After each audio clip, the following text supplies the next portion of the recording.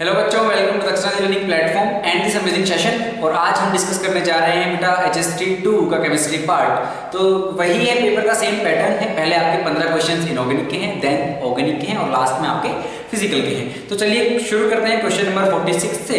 46 आपसे पूछा गया है लैंथेनॉइड से। क्या पूछ रहे हैं? पैरामैग्नेटिक कैरेक्टर पे बेस्ड क्वेश्चन है। Which of the following lanthanoid ion is paramagnetic. तो 4 आपको आयंस दिए गए हैं किसी ऑक्सीडेशन स्टेट में। तो पहले आपको इनका एटॉमिक नंबर पता होना चाहिए ताकि हम इनका इलेक्ट्रॉनिक कॉन्फ़िगरेशन लिख पाएं। और उसके बाद आप जो भी ऑक्सीडेशन स्टेट दी गई है अपने इलेक्ट्रॉन्स जो है हम भाई है ना हाई एनर्जी वाली साइड से निकाल देंगे और हमें पता लग जाएगा कि भाई पैरामैग्नेटिक है या फिर डायमैग्नेटिक है। ठीक है, अनपेड इलेक्ट्रॉन्स आ रहे हैं तो पैरा होगा। चलिए तो सबका लिखते हैं और फटाफट का इसका आंसर जो है हम ढूंढते हैं। तो क्वेश्चन नंबर 46।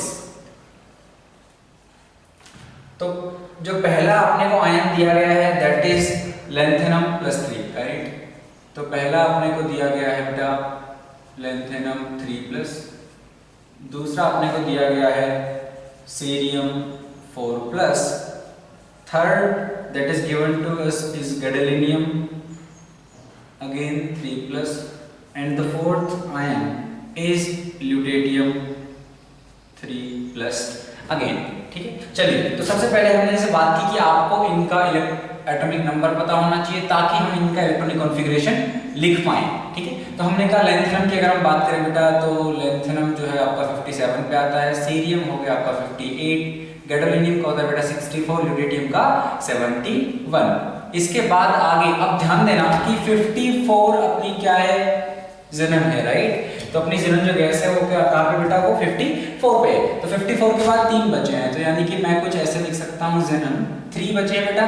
और अगर आप देखो तो आप हीलियम से शुरू हो जाइए। आप इस तरीके से सोच सकते हो कि यार helium, neon, argon, krypton, xenon. तो आपका कितना हो गया बेटा ये 1 2 3 4 5, मतलब इसके बाद जो आपका 6th पीरियड चालू होगा। तो मतलब आपका क्या आएगा बेटा, क्या क्या रहेंगे वो समझते हैं। 6s रहेगा, राइट, 5d रहेगा, 4f रहेगा बेटा और 6p रहेगा, राइट। तो हमने क्या कहा भाई, आपके पास 54 के बाद एक्सेस में यू हैव जस्ट 3 इलेक्ट्रॉन्स, तो 6s2 4d1 ऐसा हो जाएगा।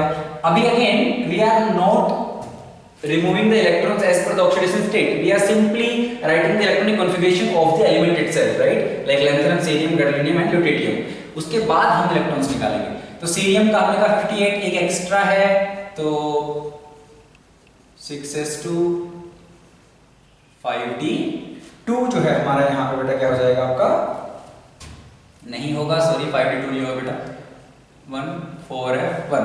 अगेन अगर आप 5d2 भी लिखते हो तो आपका आंसर गलत नहीं होता। रीजन बीइंग कि +4 तो आपको करना ही है, तो +4 करोगे तो वो ज़ेनन का ही कॉन्फ़िगरेशन आएगा, तो वो तो अपने को पता डायमैग्नेटिक है, तो वहां पे पैरामैग्नेटिक की कोई भी जो है आपको संकोच शंका नहीं होती। तो इस तरह से क्या है इसको कर सकते हैं। हमने कहा 4f1 रहेगा। गैडोलिनियम की हम बात करेंगे, हमने कहा 64 है, एक्सेस में कितने बचे हैं, 10 हैं, 10 इलेक्ट्रॉन्स हैं ज़ेनन के बाद, तो 10 है तो कुछ ऐसे कर सकते हैं, ये हो गया 2 1 3 और 7, राइट। और उसके बाद आपके यहाँ पे अगर आप देखो तो कितने हैं बेटा, आपके 17 हैं। तो एक काम करिए 6s2, देखिए 4f में 14 अगर बढ़ गए 16 हो गया, तो 5d1 ये हो गया बेटा 17, राइट। तो अब क्या बोला गया है कि यहाँ से +3 है, ठीक है, यहाँ से +3 है। तो इस तरह से हमने लिखा है, लेकिन जब इलेक्ट्रॉन्स को निकालने की बारी आएगी तो सबसे बाहर जो है सबसे पहले वहीं से निकलेंगे।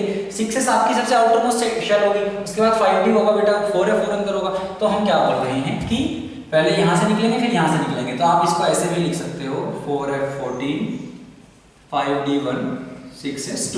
अब आप जब +3 करोगे तो 2 यहाँ से गए, 1 यहाँ से गया, 4f14 आ गया, फुल्ली फिल्ड आ गया।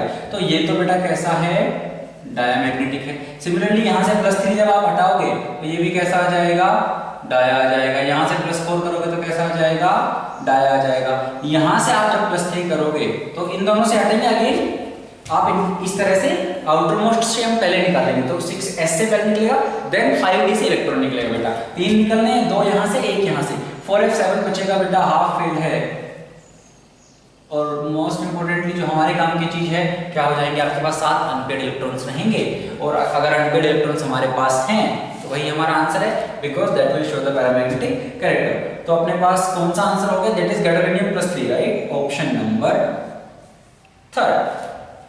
चलिए अगला क्वेश्चन करते हैं बेटा, क्वेश्चन नंबर 47 यहीं पे कर लेते हैं। 47 में क्या बोला गया है समझना, find reactions showing redox change. तो रेडॉक्स चेंज कितनी रिएक्शंस दिखा रहे हैं। इस क्वेश्चन में जो बेसिकली फंडा हमारा लगने वाला है वो इस बात पे है कि आपका जो इसमें हम क्या बेसिकली सॉल्ट की हीटिंग कर रहे हैं, तो अगर आपका एनायन बेटा जो है, जो सॉल्ट जो एनायन है, एक कैटायनिक पार्ट होगा, एक एनायनिक पार्ट होगा। एनायनिक पार्ट जो है अगर वो ऑक्सीडाइजिंग है, तो क्या हो जाएगा बेटा, वहाँ पे आपका रेडॉक्स मिलेगा। लेकिन अगर वो ऑक्सीडाइजिंग नहीं है तो नहीं मिलेगा। जैसे अगर हम बात करें मान लीजिए आपका क्लोराइड हो गया, ठीक है, तो वो नहीं है, क्लोराइड हो गया, कार्बोनेट हो गया, सल्फेट हो गया, ये सब नहीं करेंगे। लेकिन अगर आपका डाइक्रोमेट है वो ऑक्सीडाइजिंग है ना, आपका नाइट्रेट है, नाइट्राइट है, तो ये सब क्या करेंगे, आपको वहां पे रेडॉक्स देखने को मिलेगा। ठीक है, तो अगर अमोनियम का है ना, कोई अमोनियम सोल्ट है अगर मान लीजिए, तो वहां पे क्या है, अगर ऑक्सीडाइजिंग है तो जो नाइट्रोजन -3 में है उसको आपको N2 या N2 टाइप का कुछ देखने का मिलेगा, 0 में चला गया, +1 में चला गया। ठीक है, लेकिन अगर मान लीजिए नहीं है ऑक्सीडाइजिंग आपका एनायनिक पार्ट, तो आपको जो है अमोनिया गैस वहां पे मिलेगी। तो उसी कॉन्सेप्ट बेस है, मान लीजिए कार्बोनेट की हीटिंग कर रहे हैं तो क्या है, अपने को CO2+ ऑक्साइड मिलेगा। ठीक है, तो ये सारी चीजें हैं, नाइट्रेट की हीटिंग, तो उसी को बेस्ड क्या है ये क्वेश्चन है, मिक्स्ड। अच्छा है, आपको एक रिवीजन टाइप का क्या है यहाँ पे कराता है। तो फटाफट से सारे लिख लेते हैं। और अच्छी बात यह है कि जो नेक्स्ट क्वेश्चन है, क्वेश्चन नंबर 48, उसमें 2 to 3 रिएक्शंस जो है इसी में से 47 का ही पार्ट है, तो वो भी फटाफट हमारा हो जाएगा। चलिए, तो अगर हम देखें A, then B, then C, then D, E, A B C D E F G तक है। चलिए कोई बात नहीं। तो हमने कहा कि Fe2 आपको दिया है बेटा SO4 थ्राइस।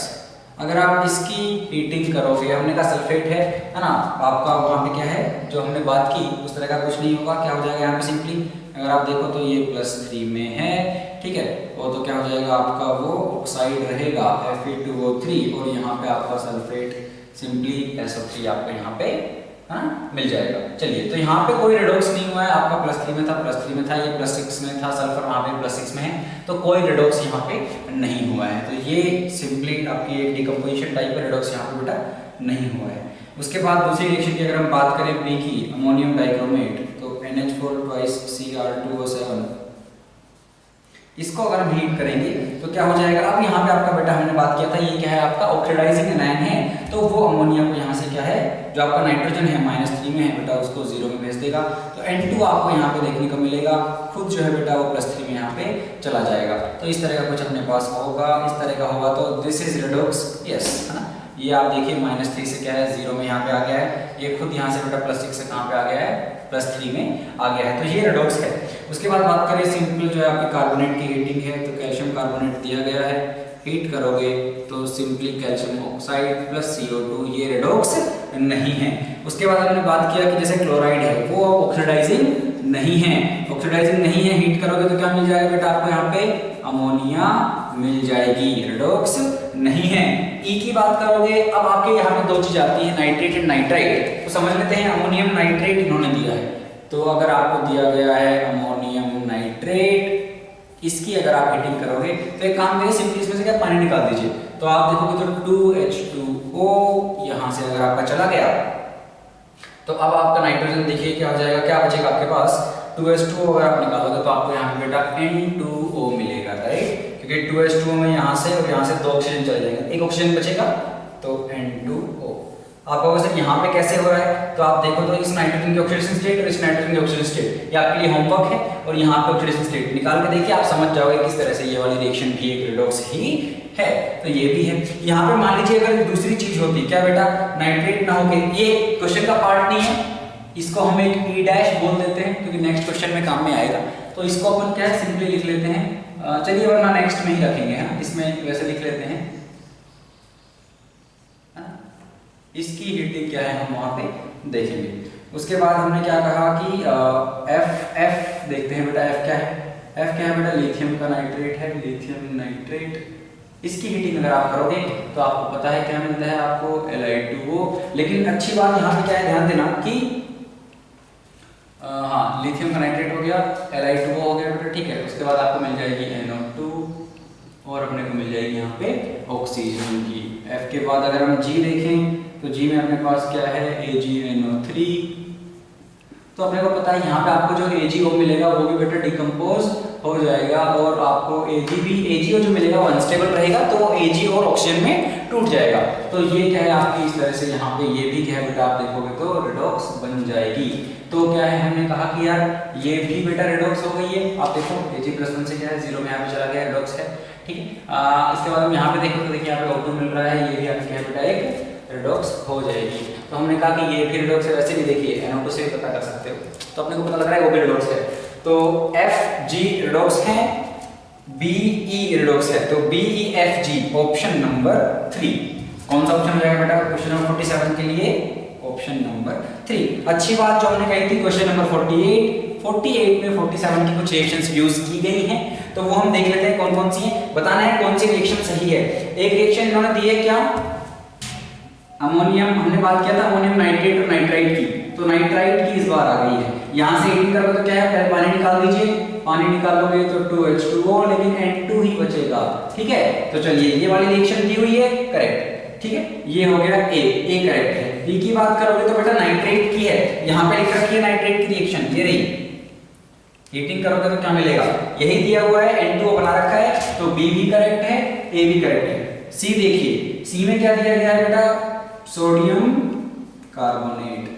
अच्छा, यहाँ पे आपको पता होना चाहिए ये डिकम्पोज नहीं करेगा। लिथियम के अगर हम छोड़ दें तो उसके अलावा बाकी जितने भी हैं तो उनकी वो क्या है बेटा डिकम्पोज नहीं हो पाएंगे, वो थर्मली स्टेबल होते हैं, तो ये रिएक्शन नहीं होगी। तो यहाँ पे इसको जो CO2 में तोड़ दिया गया है वो नहीं होगा, ये रॉन्ग है।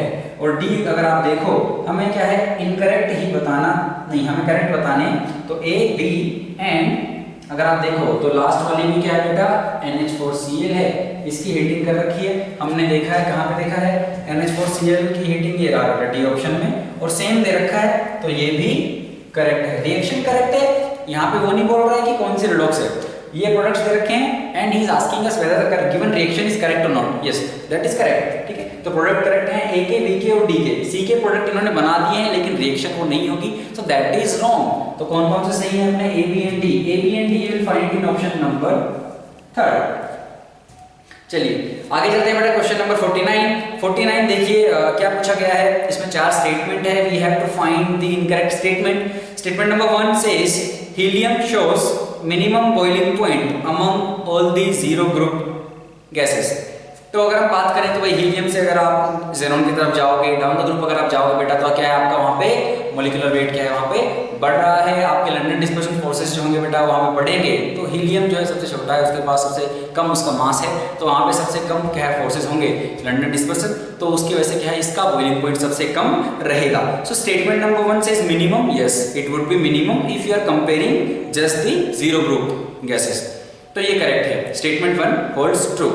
Statement 2 says SS bond is not present in Marshall's acid। Marshall's acid क्या है अपना peroxo disulfuric acid है ना, इसका कुछ आपका H2O2 की प्रिपरेशन में जो HST1 था उसमें भी इसका एक क्वेश्चन था अगर आपको याद हो तो प्रिपरेशन मेथड में, तो वहां से भी जो है ना।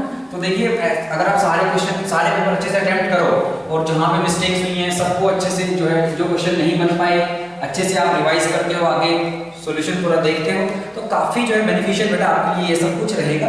तो ऐसा नहीं करना है कि आप एग्जाम देके आए घर आके बैठ गए देखा नहीं कहाँ पे गलतियां हुई हैं, वहीं से तो सीखेंगे, जो आता है अगर वही करके आए तो फिर सीखा क्या। चलो तो हमने कहा कि क्वेश्चन नंबर 49 की बात कर रहे थे। स्टेटमेंट 1 ट्रू था जिसमें बोला था हीलियम का बॉइलिंग पॉइंट मिनिमम होगा जीरो ग्रुप में। चलो उसके बाद स्टेटमेंट 2 बोल रहा है मार्शल्स एसिड, जो हमने कहा कि H2S2O8 इसमें SS लिंकेज नहीं है।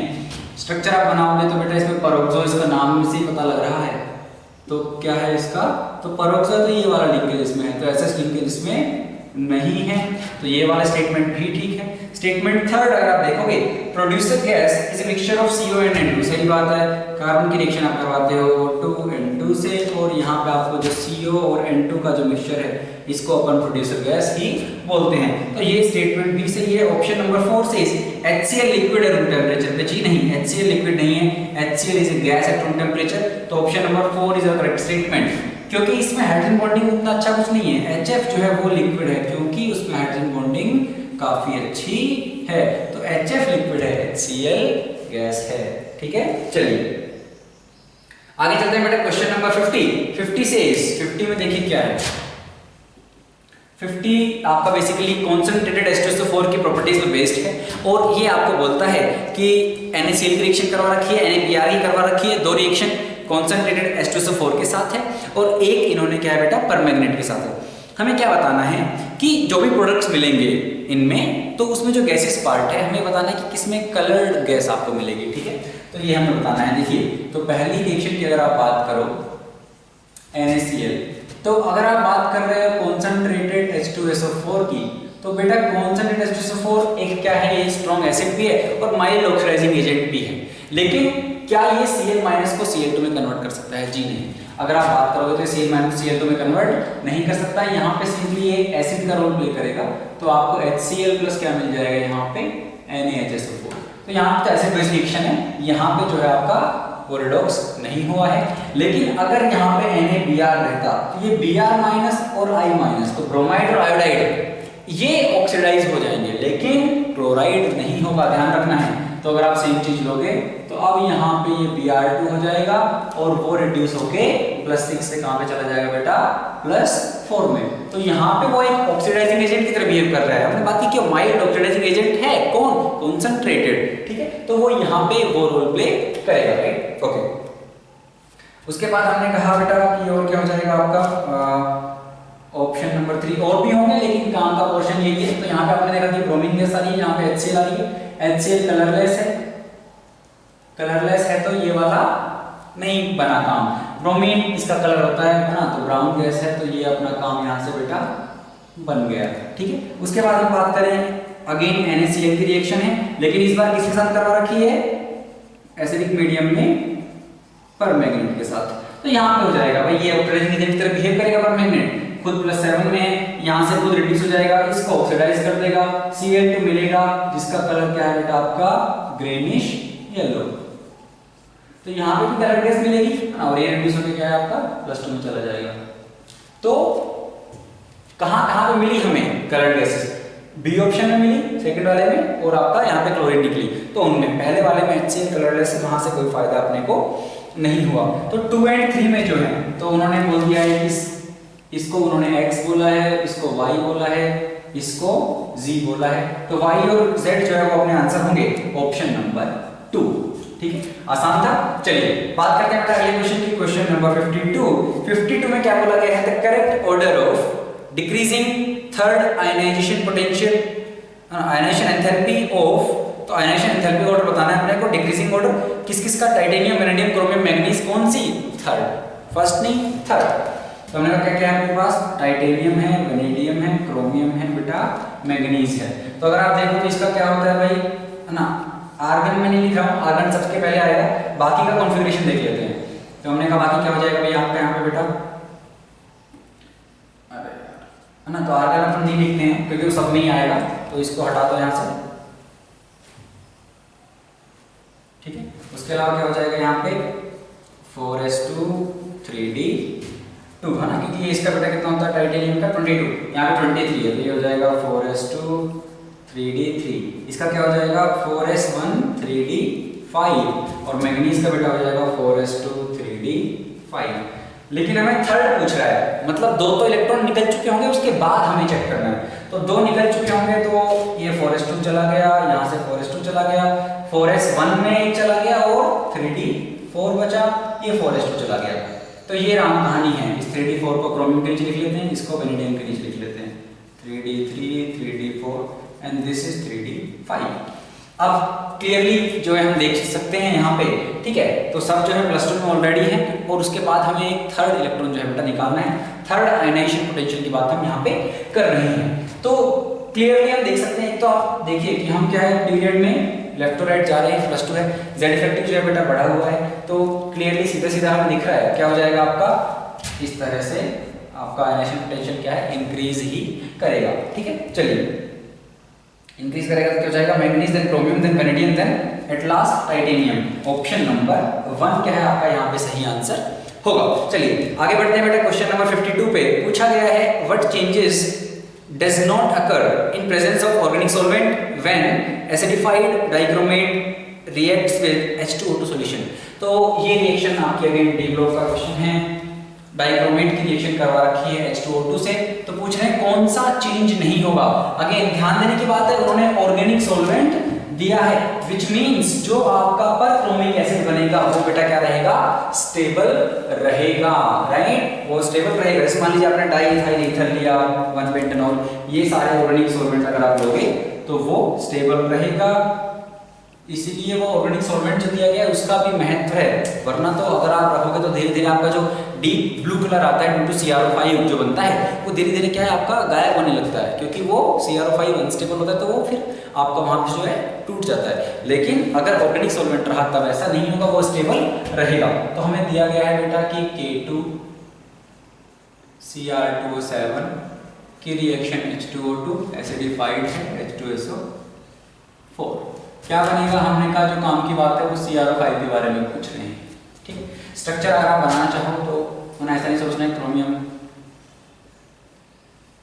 तो इस तरह से क्या है इसका स्ट्रक्चर बेटा बन जाएगा। और जो ऑर्गेनिक सॉल्वेंट दिया है मान लीजिए वो डाइइथाइल ईथर है, तो इस तरीके से क्या है वो उसको स्टेबलाइज करेगा, ठीक है। तो ये इसकी वजह से जो है हमें यहाँ पे डीप ब्लू कलर बेटा देखने को मिलेगा।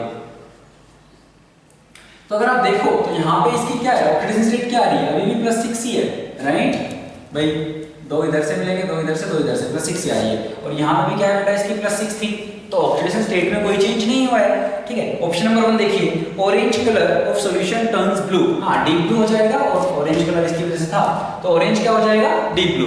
Option number 1 is correct. Option number 2 says oxidation state of chromium decreases, ना दिस इज रॉन्ग, राइट, क्योंकि ऑर्गेनिक सॉल्वेंट लिया है तो यहाँ पे नहीं होगा, वरना तो और फर्दर जो है यहाँ से क्रोमियम आपका वहां पे डिक्रीज हो जाती। अगर आप ऑर्गेनिक सॉल्वेंट यूज ना करते, कुछ टाइम तक इसको ऐसे रहने देते, तो चीजें बदल जाती एक्वा सॉल्यूशन में, लेकिन अभी ऐसा नहीं होगा क्योंकि आपने ऑर्गेनिक सॉल्वेंट रखा है, तो ऑक्सीडेशन स्टेट डिक्रीज नहीं होगी, इट रिमेन सेम। तो ऑप्शन नंबर 2 गलत हो गया, और यही क्या हो जाएगा, हमारा आंसर हो जाएगा, ठीक है। चलिए क्वेश्चन नंबर 53 अगर हम देखें बेटा, उसमें क्या बोला गया है, बाकी 2 ऑप्शन इसी कॉन्सेप्ट पे हैं कि ऑक्सीडेशन स्टेट सेम है, तो वहां से आप कर सकते हो, बहुत आसान है। थर्ड बोल रहा है कि ऑक्सीडेशन स्टेट रिमेन्स कांस्टेंट, सही है, और अनपेड इलेक्ट्रॉन्स रिमेन सेम, जब चेंज ही नहीं हुआ है तो अनपेड इलेक्ट्रॉन्स में क्या है बेटा, जो भी है आपका मामला सेम ही रहेगा।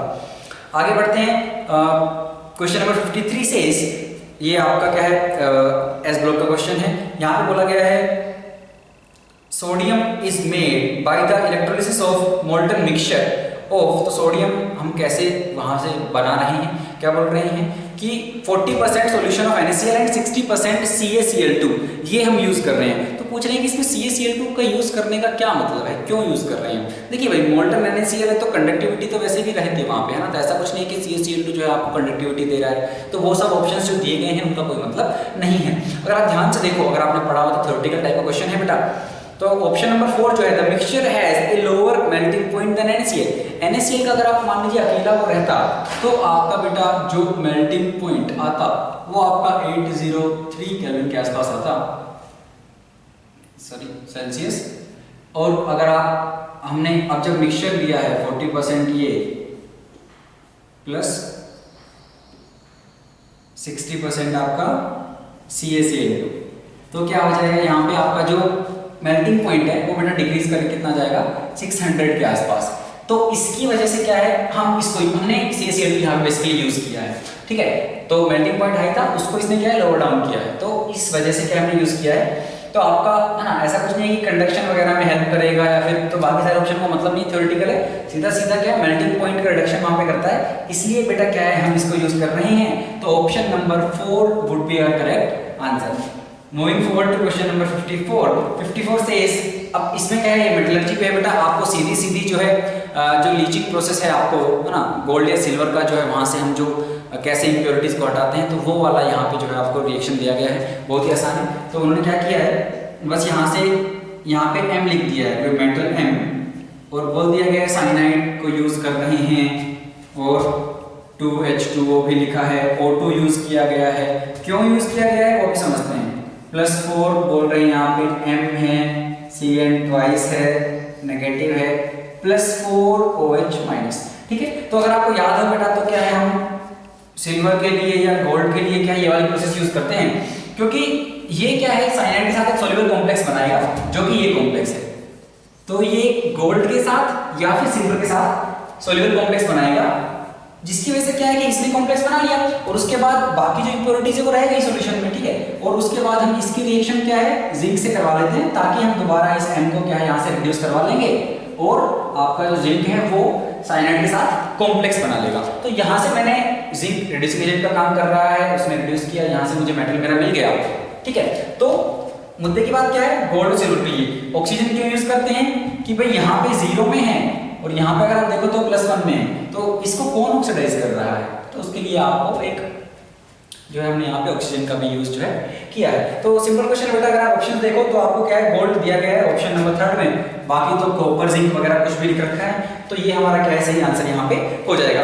आगे बढ़ते हैं, अगेन मेटलर्जी से थोड़ा सा लेंदी है, मतलब 4-5 जो है आपको मेटल्स की मेटलर्जी पे जो है क्वेश्चन इन्होंने पूछ लिया है और पूछा है कि कौन सा सही मैच नहीं किया गया है। तो इन्होंने बेसिकली 4 इधर से इधर और दिया है, इधर मेटल दिया है, और दिया है, मेटल दिया है, और फिर उसके करस्पॉन्डिंग उन्होंने एक मेथड दिया है कि इस मेथड से हम इसको क्या है बेटा रिकवर मतलब जो है आपको उसको एक्सट्रैक्ट कर सकते हैं। तो हमें वही बताना है कि कौन सा वाला जो है गलत है, ठीक है। तो अगर हम देखें कौन कौन से हैं तो समझते हैं। तो ये पेपर जो केमिस्ट्री का है इसमें इनऑर्गेनिक अच्छी है ना, अगर आप HST1 की बात करो उसकी कंपैरिजन में HST2 का पेपर अच्छा है, ठीक है।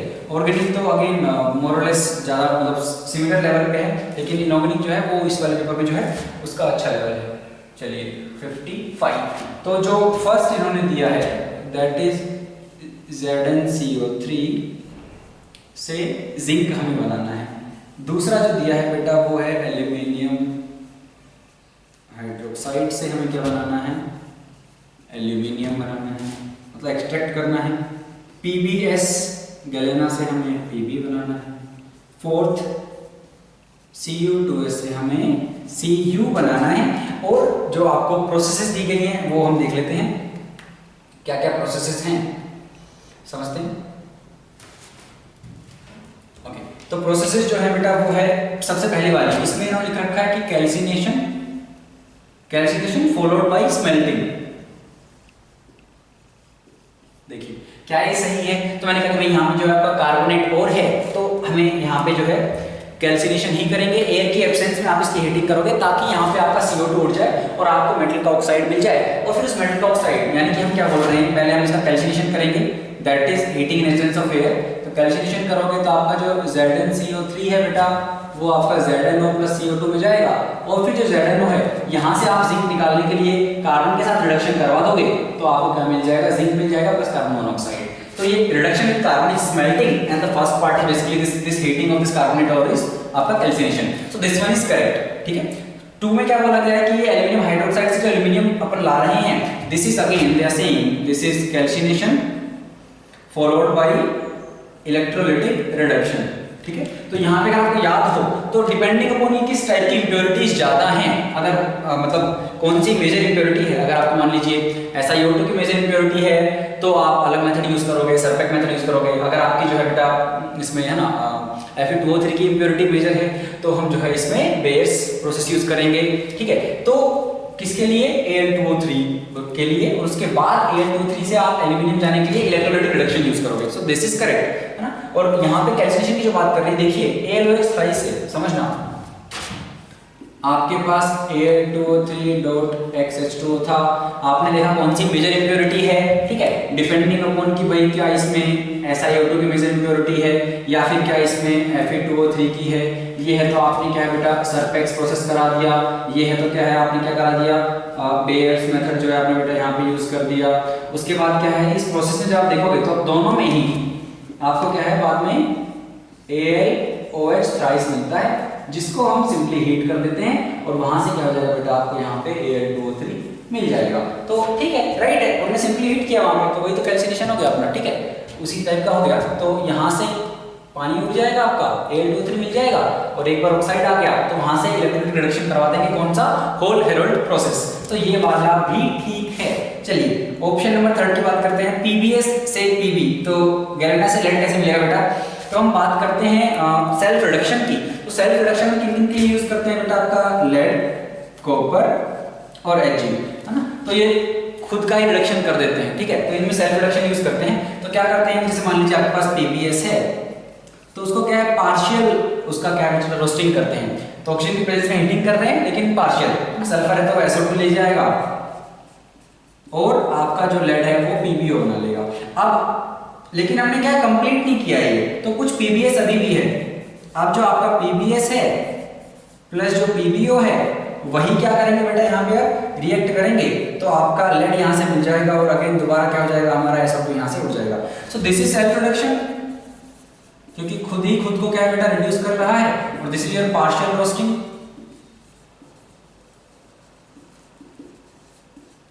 तो सिमिलर मेथड यूज होगा दोनों में ही। तो थर्ड का भी करेक्ट दिया हुआ है, पार्शियल रोस्टिंग फॉलोड बाय आपका क्या, self reduction, that is also correct. Option number 4 की अगर बात करोगे तो क्या दिया गया, roasting followed by carbon reduction, है ना, तो वो वहां पे गलत है, ठीक है। कार्बन रिडक्शन जैसा कुछ नहीं है। तो ऑप्शन नंबर 4 क्या है हमारा करेक्ट आंसर हो जाएगा, क्योंकि हमें गलत यहाँ पे बताना था कौन सा है। अगला क्वेश्चन देखिए बेटा, क्वेश्चन नंबर 56 में क्या बोला गया है, कॉम्प्लेक्स दिए गए हैं आपको, कोऑर्डिनेशन कंपाउंड का क्वेश्चन है बेटा। कुछ कॉम्प्लेक्स दिए गए हैं और उनमें कितनी रिंग्स बन रही हैं वो हमें यहाँ पे बताना है। चलिए सबके स्ट्रक्चर बना लेते हैं।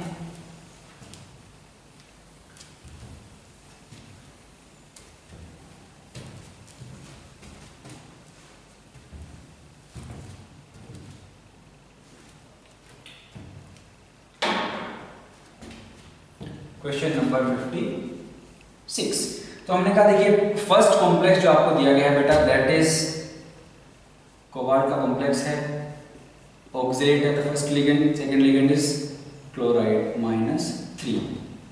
सेकंड जो आपको दिया गया है दैट इज निकल, DMG दे दिया है ना, डाइमिथाइल ग्लाइसिनेट ट्वाइस। थर्ड आपको जो है बेटा EDTA वाला दिया गया है, तो EDTA, ठीक है, -4। और जो फोर्थ आपको दिया गया है वो है ब्राउन रिंग कॉम्प्लेक्स।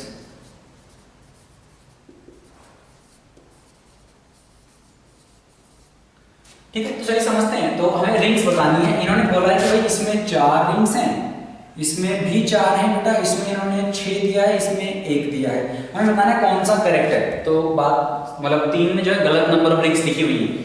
चलिए समझते हैं। तो ब्राउन रिंग कॉम्प्लेक्स को सबसे पहले हटा देते हैं, क्योंकि ये अपने को पता है क्या है। अब इसमें तो ऐसा कुछ नहीं है, Fe H2O5NO +2, ठीक है। तो अगर आप यहाँ पे देखो तो यहाँ पे ऐसा कुछ है नहीं कि आपकी रिंग बने। आपके H2O के 5 लिगेंड है, एक आपका NO है, तो यहाँ पे तो रिंग बनने की कोई पॉसिबिलिटी बेटा नहीं है, ठीक है। तो ये तो सबसे वाहियात ऑप्शन हो गया, ठीक है। उसके बाद अगर हम देखें तो ये ऑक्सीलेट वाला जो है, तो अगर आप ऑक्सीलेट को समझो तो हमने कहा ऑक्सीलेट कैसा है भाई, C single bond C double bond O C2O4 2-, right. तो ये है अपना। तो हम कह रहे हैं कि ये कुछ A टाइप का क्या है आपका बाइडेंटेड लिगेंड है। तो अगर आप इसका बनाओगे बेटा तो कितनी रिंग्स आएंगी समझना, कोबाल्ट, ठीक है।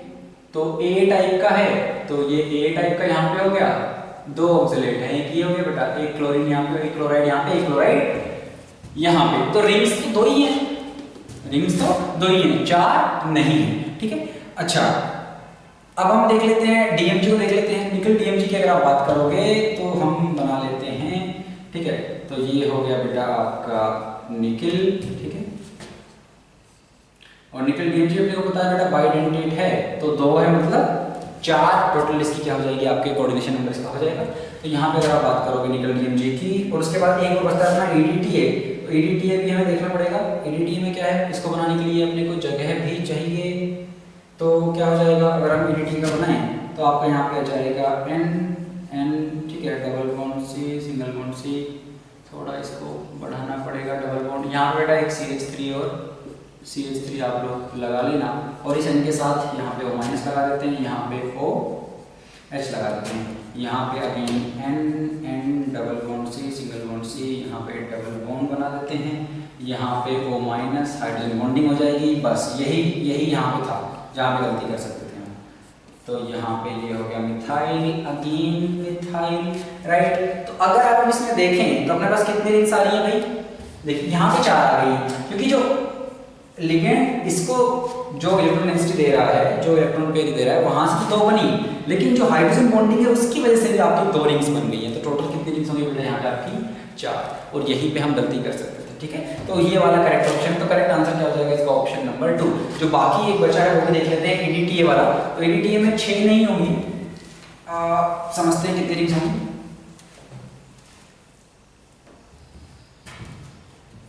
चलिए, तो हमने कहा कैल्शियम है, EDTA है, तो इसको ऐसे समझते हैं कैल्शियम। ठीक है, ओके,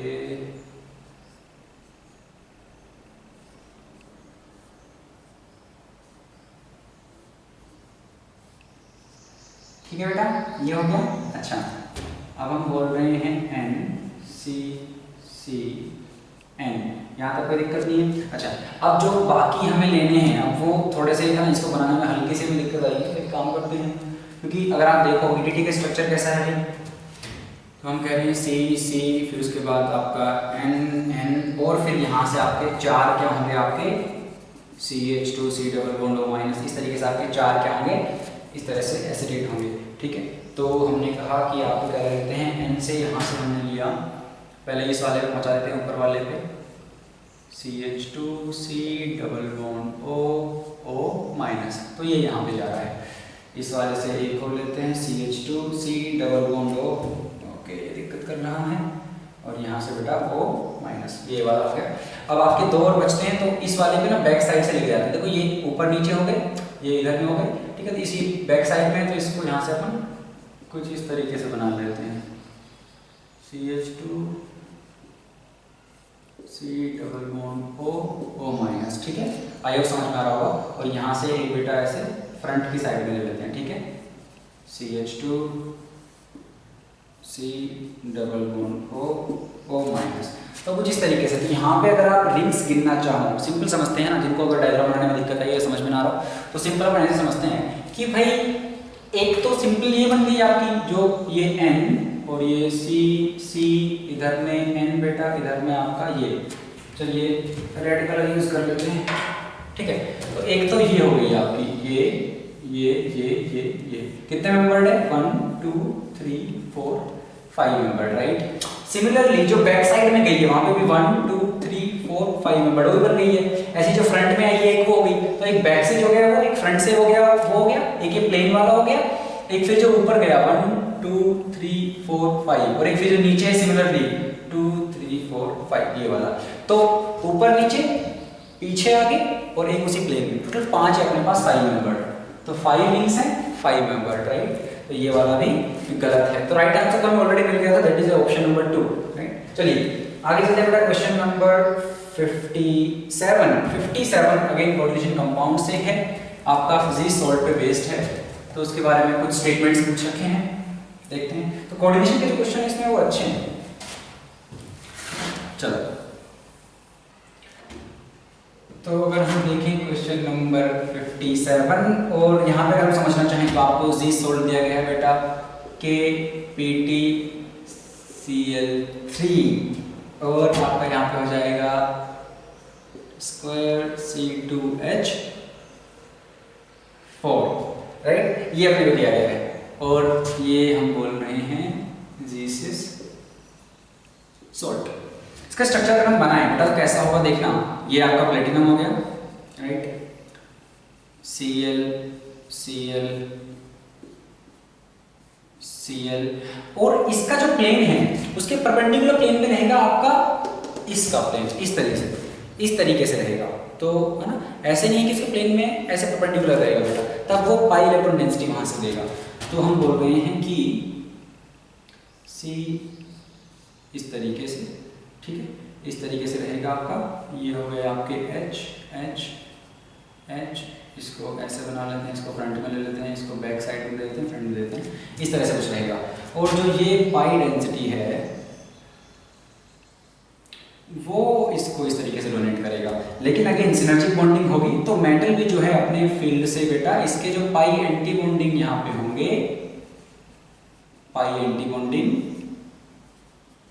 उनमें मेटल भी क्या करेगा, डोनेट करेगा। सिनर्जिक बॉन्डिंग है, जिसकी वजह से क्या है कि आपका जो यहाँ पे जो प्लेटिनम है वो उसके पाई एंटी बॉन्डिंग में दे रहा है, जिसकी वजह से क्या होगा बेटा, जो आपका कार्बन कार्बन बॉन्ड है इसकी क्या है, बॉन्ड स्ट्रेंथ कम होगी, तो बॉन्ड लेंथ इस वाले बॉन्ड की बढ़ जाएगी। तो जो कार्बन कार्बन है उसकी बॉन्ड लेंथ क्या है आपका, नॉर्मल जो आपका इथीन है उसकी कंपैरिजन में बढ़ जाएगी। एक और इंटरेस्टिंग बात क्या होती है कि ये जो बैक डोनेशन है, जो बैक बॉन्डिंग टाइप की हुई है, उसकी वजह से क्या होगा कि जो इसका प्लेनैरिटी है, जो इथीन की जो प्लेनैरिटी है बेटा वो भी डिस्टर्ब हो जाती है। तो this molecule is no longer planar, तो प्लेनर नहीं है ये, ठीक है। अच्छा ना, ये इथीन का जो प्लेनर मतलब वो प्लेनर नहीं रहा है अभी, है ना, प्लेनैरिटी वहाँ पे नहीं है। लेकिन हमें पूछा क्या गया वो समझते हैं। तो option number 1 says it has only 2 types of MCl bond length. अच्छा, तो क्या होगा कि जो प्लेटिनम ने यहाँ पे, जैसे अगर हम बात करें तो यहाँ पे इलेक्ट्रॉन डेंसिटी क्या है, अपने फील्ड डी से इन्होंने पाई एंटी बॉन्डिंग में दी है, जिसकी वजह से इसका जो ट्रांस वाला है ना, यहाँ पे इलेक्ट्रॉन डेंसिटी क्या है बेटा, कम हो जाती है। इस वाले बॉन्ड में इलेक्ट्रॉन डेंसिटी क्या हो जाएगी आपकी, कम हो जाएगी, जिसकी वजह से क्या है आपकी जो ये वाली बॉन्ड लेंथ है, ये बॉन्ड आपका वीक कर जाएगा, मतलब वीक हो जाएगा, तो बॉन्ड लेंथ इंक्रीज कर जाएगी ओनली फॉर द ट्रांस। लेकिन जो सिस वाले हैं वो आपके एज इट इज रहेंगे। तो दो तरह की जो आपका मेटल है और जो आपका क्लोराइड है, उनमें क्या है, दो तरह की बॉन्ड लेंथ्स हो गई है आपकी। जो ट्रांस वाली है वो लॉन्गर है आपकी सिस वाले से, सो दो तरह की है। Yes, option 1 is correct. Option 2 says that EN effective atomic number for this is 84। देखिए प्लेटिनम में अगर आप देखना चाहो यहाँ पे क्या आ रहा है, ये K का +1 हो गया बेटा, कॉम्प्लेक्स से -1 आ गया, क्लोराइड के क्या है 3 है यहाँ पे, तो प्लेटिनम पे कितना जाएगा आपका +2। तो +2 अगर आ गया है, प्लेटिनम का वैसे क्या होता है, अगर आप एटॉमिक नंबर की बात करें 78 होता है, तो +2 कर दोगे तो क्या हो जाएगा बेटा यहाँ पे 76 प्लस, अब देखिए सर कोऑर्डिनेशन नंबर 4 है, तो 4 × 2 8 हो गया, 76 + 8 करोगे तो 84 आएगा। तो ये करेक्ट है, इफेक्टिव एटॉमिक नंबर इज 84, ये भी ठीक है। तीसरा पाई बॉन्डेड ऑर्गेनोमेटालिक कंपाउंड है, ये भी करेक्ट है बेटा, पाई बॉन्डेड है, सिग्मा बॉन्डेड नहीं है, तो तीनों ही सही है, which means all of this option number 4 is correct. Going forward to question number 58 says, अब 58 काफी आसान है। इन्होंने बोला गया है कि आपको कुछ कॉम्प्लेक्स दिए गए हैं और AgCl से रिएक्शन करवा रहे हैं, तो 2 मोल AgCl के कंज्यूम होने चाहिए। कितने? 2 मोल। तो अगर हमें 2 मोल कंज्यूम कराने हैं तो अपने को पता है जो आपका कोऑर्डिनेशन स्फीयर होगा उसके बाहर आपके क्या है बेटा, 2 वहां पे जो है आपके क्लोराइड जो है AgNO3 से रिएक्शन करवा रहे हैं, माय बैड, क्योंकि AgCl दोनों चाहिए। तो जो कोऑर्डिनेशन स्फीयर के बाहर जो क्लोराइड होंगे वो रिएक्शन करेंगे और आपको AgCl देंगे, अंदर वाले नहीं करेंगे रिएक्शन, राइट। तो जो बाहर वाले हैं क्लोराइड वो रिएक्शन करेंगे। तो मतलब कहने का पॉइंट ये है कि जो बाहर है वो क्या होना चाहिए, Cl2 होना चाहिए। इतने से हमारा क्वेश्चन सॉल्व हो जाएगा और ये दिया गया बेटा ऑप्शन नंबर 2 में। आगे चलते हैं बेटा क्वेश्चन नंबर 59 में अगर हम देखें तो बोला गया है कि भाई आपको कुछ कॉम्प्लेक्सेस दे रखे हैं, कुछ आपको कंपाउंड्स दे रखे हैं। पूछा गया है कि in which of the following including the metal at least 5 atom are in a line not in a plane. They are saying कम से कम 5 एटम एक लाइन में होने चाहिए, ठीक है, इंक्लूडिंग द मेटल इटसेल्फ, ठीक है। तो कौन कौन से हैं, अगर आप ए देखो बेटा PCl5 तो 5 तो नहीं हो पाएंगे, तो ये हो गया आपका P, यहाँ पे Cl, यहाँ पे Cl, यहाँ पे Cl। तो अगर आप देखो तो आपके 1 2 3 तक तो हो पा रहे हैं एक लाइन में, 5 नहीं हो पाएंगे। This is not the answer. Option number B is AgCl twice minus. इसकी अगर आप बात करोगे तो क्या होगा भाई, ये तो Ag, यहाँ पे C ट्रिपल बॉन्ड N, यहाँ पे क्या हो जाएगा आपका बेटा C ट्रिपल बॉन्ड, इस तरह का। तो ऐसा अगर आ रहा है तो ये तो हमें साफ साफ दिख रहा है 1 2, ये तो लीनियर ही है, तो ये तो 5 के 5 क्या है, एक प्लेन में है, तो बी आंसर हो जाएगा। C देखिए, C दिया है SF6 अगेन नहीं हो पाएगा ना, इसको इस साइड में कर लेते हैं। SF6 अगेन नहीं हो पाएगा क्योंकि SF6 को अगर हम समझें तो भाई क्या है, स्क्वायर बाय ब्रैकेट, वहां से तो कैसे हो पाएगा। तो हमने कहा सल्फर और फिर इस तरह से क्या है हमारा SF6 है। तो यहाँ पे भी अगर आप एक लाइन में देखो 3 ही आ रहे हैं, इधर से देख लो इधर से देख लो 3 ही आएंगे, 5 यहाँ पे भी नहीं आएंगे, तो सी भी हमारा ऑप्शन नहीं होगा करेक्ट। डी अगर आप देखो बेटा तो डी को दिया गया है PT CN4 -2, तो PT CN4 -2 दिया गया है। और अगर हम देखें तो ये आपका प्लेटिनम हो गया, ओके 1 2 3 फ्लोर, तो ये हो गया साइनाइड, ये हो गया साइनाइड बेटा, बेटा यहाँ पे भी Cl इस तरीके से, यहाँ पे भी Cl इस तरीके से। तो अगर आप PtCN4 में देखोगे 2- तो 5 आपको अब मिल जाएंगे लाइन में, 1 2 3 4 5 ऐसे देख लो, या फिर 1 2 3 4 5 ऐसे देख लो। तो 5 यहाँ पे एक लाइन में आपके एटम है, including the central one, I mean, ठीक है। तो अगर हम देखें तो कितना हो गया बेटा, बी एंड डी में आपको मिल रहे हैं 5-5, तो B and D both would be correct, so option number 2। चलिए आगे चलते हैं बेटा, क्वेश्चन नंबर 60 सेज, सारे कोऑर्डिनेशन के, कोऑर्डिनेशन के काफी क्वेश्चन आ गए हैं 5 के आसपास। तो 60 क्या बोल रहा है, 60 में बोला गया है कि जो तो फॉलोइंग, अब इसमें पूछ रहा है कि भाई एक आइसोमरिज्म पे बेस्ड है बेटा, तो ज्योमेट्रिकल कौन शो करेगा, ऑप्टिकल, तो ज्योमेट्रिकल और ऑप्टिकल दोनों कौन सा कॉम्प्लेक्स शो नहीं करेगा। तो question is which of the following will not show both geometrical as well as optical, दोनों ही शो नहीं करना है, वो हमें बताना है। तो अगर आप देखो 60, तो पहला है बेटा कोबाल्ट, ऑक्सलेट में आपको दिया गया एक ही है बेटा Cl4 -3, दूसरा आपको दिया गया है beryllium AC acetyl acetone, right, इसके 2 दिए गए हैं, ठीक है। थर्ड यहाँ पे लिख रहे हैं, थर्ड में दिया गया बोथ 1 और 2, और फोर्थ जो है आपका, फोर्थ हमें दिया गया है बेटा प्लेटिनम है, इथिलीन डायमीन और ऑक्सलेट, राइट। तो हेक्सा कर दिया है इसको +2। चलिए अब हम समझने की कोशिश करते हैं कि भाई कौन ऐसा है जो दोनों ही शो नहीं करेगा, geometrical as well as optical.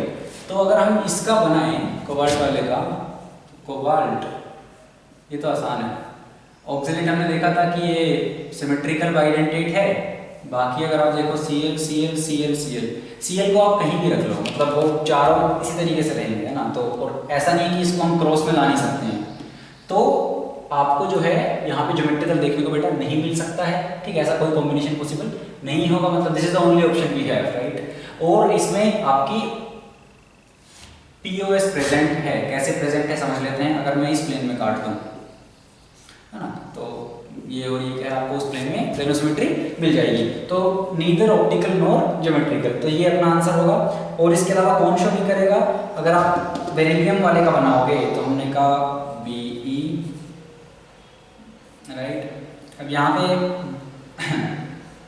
जो बात ध्यान देने की है वो ये है कि जो AC है वो भी क्या है बेटा आपका, अगर आप समझो acetyl acetone C double bond O, C फिर C पे माइनस डबल बॉन्ड आपका C, तो ये है, तो इसको आप इस तरीके से बना सकते हैं फाइनली O पे इस तरह से आपका O C पे CH3, राइट।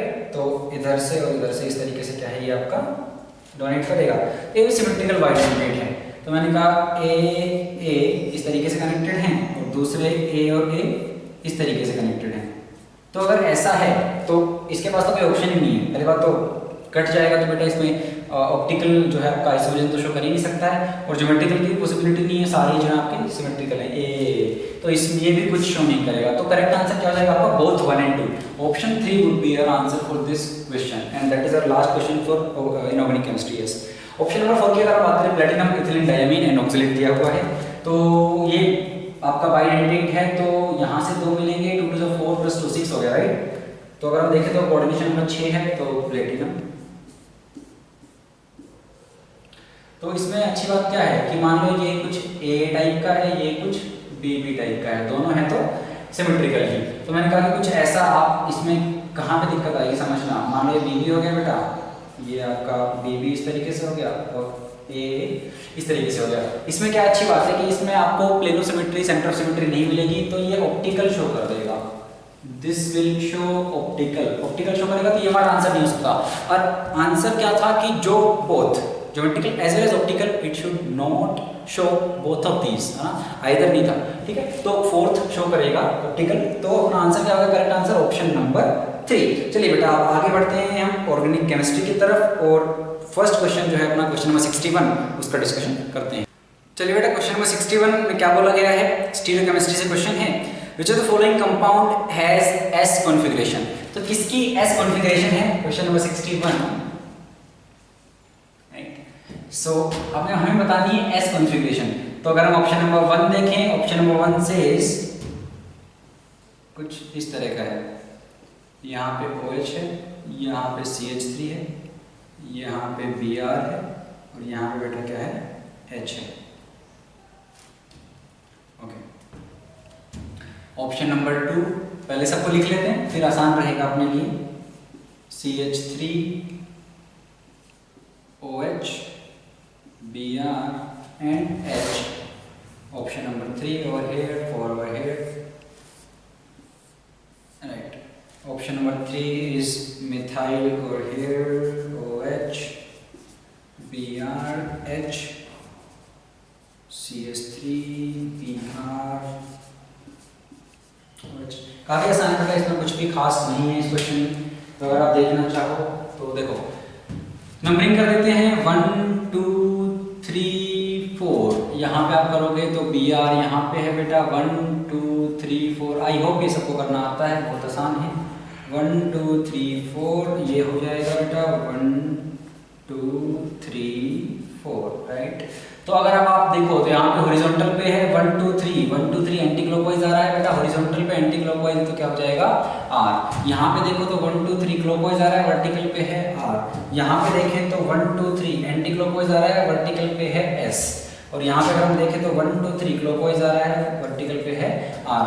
तो S अपने को पता लग गया, ऑप्शन नंबर 3 अपना क्या बेटा यहाँ पे सही आंसर होगा। आगे चलते हैं क्वेश्चन नंबर 62। 62 में क्या बोला गया है, which of the following can not undergo E2 reaction. तो हमें बताना कि E2 रिएक्शन के किसमें नहीं हो सकते। देखो E2 पे अगर हम बात करें तो क्या होता है भाई, आपकी बायोमोलिकुलर है तो आपके क्या है, जब बेस प्रोटॉन का एक्सट्रैक्शन करेगा तो डीप्रोटोनेशन और आपका लिविंग ग्रुप जाएगा, दोनों साथ साथ हो रही होंगी, राइट। तो इसमें अब मान लीजिए अगर ऐसा केस, ये क्वेश्चन जिस पे बेस्ड है उसमें ऐसा है कि आपके पास बीटा पे जो है बेटा अल्फा हो गया, जहां पे आपका लिविंग ग्रुप लगा हुआ है इस कार्बन से, उसके पास वाला हो गया बीटा, उस बीटा पे आपका क्या हाइड्रोजन ही नहीं है। तो बेस किसको एब्स्ट्रैक्ट करेगा, तो अगर वो नहीं है तो E2 की कोई चांस ही नहीं है, राइट। तो इसी पे बेस्ड क्या है ये क्वेश्चन है, काफी आसान है, ठीक है। तो क्वेश्चन नंबर 62 में अगर आप देखो, first option, second option, third option and fourth is none of these, ठीक है। फर्स्ट में आपको दिया गया है ऐसा और यहाँ पे Br, राइट, ऐसा और यहाँ पे Br, ये ऐसा है और यहाँ पे Br है, यस, तुमने लिख लिया है। तो यहाँ पे अगर आप देखो तो ये हो गया बेटा अल्फा, ये हो गया बीटा, यहाँ पे दो हाइड्रोजन है, हाइड्रोजन जाएगा, Br जाएगा, डबल बॉन्ड यहाँ पे बन जाएगा। सिमिलरली इधर तो नहीं है लेकिन इधर है, तो यहाँ से H प्लस गया, Br माइनस गया, बॉन्ड बन सकता है। यहाँ पे Br इस पे है अल्फा, तो बीटा यही है, और यहाँ पे आपके पास इधर इथाइल है, दो मिथाइल है, हाइड्रोजन है ही नहीं, तो यहाँ पे नहीं हो पाएगी। तो ऑप्शन नंबर 3 में क्या बेटा आपकी E2 रिएक्शन नहीं हो पाएगी। अगला क्वेश्चन देखिए, क्वेश्चन नंबर 63 E2 की रिएक्टिविटी पे बेस्ड है कि कौन जल्दी रिएक्ट करेगा, किसकी रेट ऑफ रिएक्शन स्लो होगी। तो अगर आप देखो तो E2 में फाइनली क्या हो रहा है, किस पे बेस्ड है क्वेश्चन को हम बता देते हैं कि आपका जो डबल बॉन्ड का फॉर्मेशन यहाँ पे क्या है हो रहा होगा, जब आपका H प्लस का जो है डिप्रोटोनेशन हो रहा है, राइट, जब ये एब्स्ट्रैक्ट हो रहा है और लिविंग ग्रुप आपका लीव कर रहा है, तो उस केस में आपका डबल बॉन्ड फॉर्मेशन क्या बेटा हो रहा होगा, और वो उतना ही स्टेबल होगा जितना कि ज्यादा क्या होगा, वो सब्स्टिट्यूटेड होगा। क्योंकि अगर आप देखो सिंपली अल्कीन की हाइपरकॉन्जुगेशन से आप इसको कर सकते हो, तो जितने ज़्यादा हाइपरकॉन्जुगेशन वाले स्ट्रक्चर ज़्यादा बन पाएंगे उतनी ही उस अल्कीन की स्टेबिलिटी ज़्यादा होगी। अल्कीन की स्टेबिलिटी ज़्यादा होगी बेटा, एनर्जी लोअर होगी, इंटरमीडिएट की एनर्जी लोअर होगी, तो आपकी रेट ऑफ रिएक्शन क्या होगी बेटा, ज़्यादा होगी। तो इसी पे बेस्ड आपका क्वेश्चन है, ऑप्शन देख लेते हैं।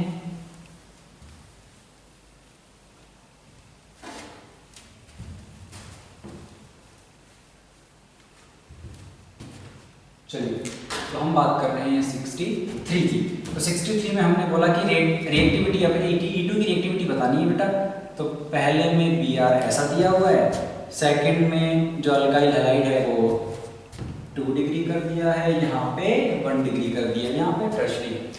तो क्या होगा, ये Br है, मान लो यहाँ से क्या है आपका H प्लस गया, तो बॉन्ड यहाँ पे बनेगा आपका, तो 3 अल्फा यहाँ से 3 अल्फा यहाँ से, हमें 6 अल्फा मिल जाता है। यहाँ से देखिए, यहाँ से H गया आपका, तो डबल बॉन्ड ऐसे बनेगा, आपको कितने अल्फा मिल रहे हैं, 3 अल्फा मिल रहे हैं। यहाँ से तो क्या है, ऐसे बॉन्ड बनेगा, कुछ भी नहीं है इसके पास।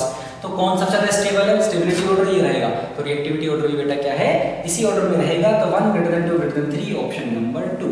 अगले क्वेश्चन की बात करते हैं बेटा, क्वेश्चन नंबर 64।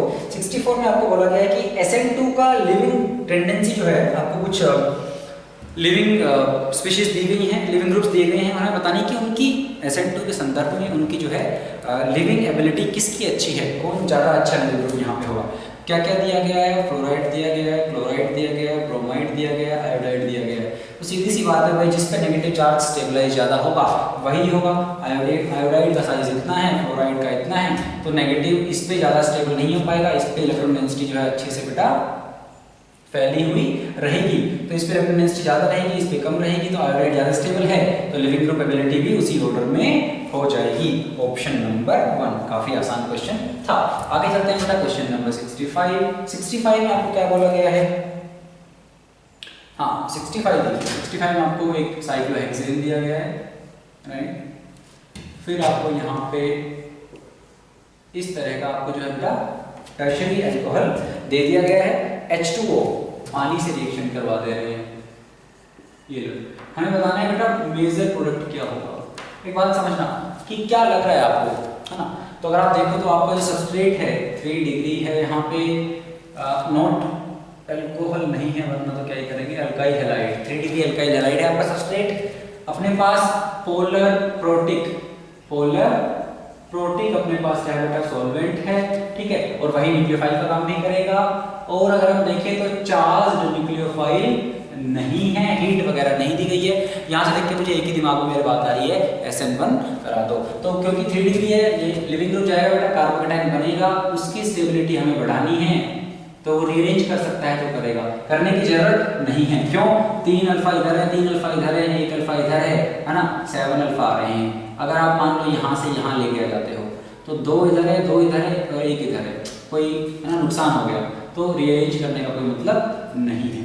तो यहीं की यहीं रहेगा, और यहीं रहेगा तो पानी यहीं अटैक करेगा, तो OH यहीं लगेगा, तो यही आना चाहिए, सिंपल सा, ऑप्शन नंबर 2। क्वेश्चन नंबर 66 में देखिए बेटा क्या है आपको, ये आपका अगेन हाइड्रोकार्बन पे बेस्ड है, अल्कीन दिया गया है। अल्कीन के अबाउट हमें क्या है यहाँ पे इलेक्ट्रोफिलिक जो है आपको क्या करवाना है, इलेक्ट्रोफिलिक एडिशन रिएक्शन पे बेस्ड है, जहाँ पे हम वाटर का एडिशन कराते हैं। तो सिंपली वाटर का नहीं करवाया गया है, आपको रिएजेंट अलग दिए गए हैं। एक आपको दिया गया बेटा हाइड्रोबोरेशन ऑक्सीडेशन, और दूसरा आपको दिया गया है ऑक्सीमर्क्यूरेशन, डीमर्क्यूरेशन। तो अब हमें मैकेनिज्म याद करने की जरूरत नहीं है, हमें बस इतना पता होना चाहिए कि ठीक है यार, अगर OMDM है, ऑक्सीमर्क्यूरेशन डीमर्क्यूरेशन, इसमें मार्कोनिकोबोरेशन होता है, तो कार्बोकेटाइन क्या है, जो मोर स्टेबल कार्बोकेटाइन है वो बनेगा, ठीक है। और जो आपका HBO है, हाइड्रोबोरेशन ऑक्सीडेशन, उसमें क्या होगा बेटा, आपका एंटी मार्कोनिकोव मैकेनिज्म से हो जाएगा, तो वहाँ पे लेस स्टेबल कार्बोकेटाइन क्या आपको बनाना है, और फिर वहाँ पे OH हम लगा देंगे, बस। तो हमें क्या है यहाँ पे H और OH का एडिशन ही कराना है। चलिए, तो अगर आप देखो तो आपको जो सबस्ट्रेट दिया गया है कुछ इस तरह का है, राइट। अब यहाँ से हमने कहा कि अगर आप हाइड्रोबोरेशन ऑक्सीडेशन कराते हैं, या फिर हम यहाँ से क्या कराते हैं, ऑक्सीमर्क्यूरेशन डीमर्क्यूरेशन कराते हैं, राइट। तो अगर आप HBO कराओगे तो हमने कहा कि ये क्या है बेटा, कौन से पाथ से जाएगा, एंटी मार्कोनिकोव, OMDM जाएगा आपके मार्कोनिकोव से, राइट। तो एंटी मार्कोनिकोव क्या है, लेस स्टेबल कार्बोकेटाइन बना देते हैं, इसमें इनमें रीअरेंजमेंट वगैरह नहीं होता है, ध्यान रखना, क्योंकि मैकेनिज्म जो है अगर आप देखोगे तो आप समझ जाओगे क्यों रीअरेंजमेंट नहीं होता है, ठीक है। तो हमने कहा कि भाई लेस स्टेबल बनाएंगे तो डबल बॉन्ड को तोड़ दो, ज्यादा स्टेबल नहीं है होगा प्लस माइनस, तो इसका उल्टा कर दो, प्लस इधर बेटा माइनस इधर, है ना। ये सोल्व करने के लिए समझा रहे हैं। यहाँ पे अगर देखें तो प्लस इधर बेटा माइनस इधर, ठीक है। पानी का एडिशन ही कराना है, तो मतलब मेरे पास क्या है, OH माइनस है और H प्लस है, तो प्लस के साथ माइनस लेके चले जाओ, यहाँ माइनस है तो यहाँ पे H लगा दो, यहाँ प्लस है तो यहाँ पे OH लगा दो, यहाँ प्लस है तो यहाँ पे OH लगा दो, माइनस है तो यहाँ पे H लगा दो, और ये दोनों प्रोडक्ट बेटा आपको मिलेंगे ऑप्शन नंबर 4 में। अगला क्वेश्चन देखिए बेटा, question number 67, again alcohol phenol ether chapter से है, विलियमसन सिंथेसिस पे ये है। तो विलियमसन सिंथेसिस में हम क्या करते हैं, आपके पास अल्काइल हैलाइड होता है, एक आपके पास अल्कोक्सी ग्रुप होता है, और वहां से आप ईथर की प्रिपरेशन बेटा क्या है, वहां पे ईथर सिंथेसिस करते हो। तो इसमें जो अल्काइल हैलाइड है, बेसिकली SN2 रिएक्शन यहाँ पे हो रही होती है, तो जो अल्काइल हैलाइड है वो आपका क्या नहीं होना चाहिए बेटा, क्योंकि उस पर अटैक करना है अल्कोक्साइड को, तो वो ज्यादा हिंडर्ड नहीं होना चाहिए, क्योंकि अगर वो ज्यादा हिंडर्ड हुआ तो SN2 नहीं हो पाएगी, है ना। और अगर आपका बेस थोड़ा स्ट्रॉन्ग हो गया तो वहां पे एलिमिनेशन के भी चांसेस है E2 के। तो ज्यादा हिंडर्ड क्या है आपका सब्सट्रेट, वहां पे अल्काइल हैलाइड नहीं होना चाहिए, 3 डिग्री तो बिल्कुल भी नहीं होना चाहिए, वरना रिएक्शन नहीं हो पाएगी, ठीक है। लेकिन आपका जो अल्कोक्साइड है वो हो सकता है, राइट। तो हमने कहा 67, हमें क्या प्रिपेयर करना है ये समझना। ये है आपके पास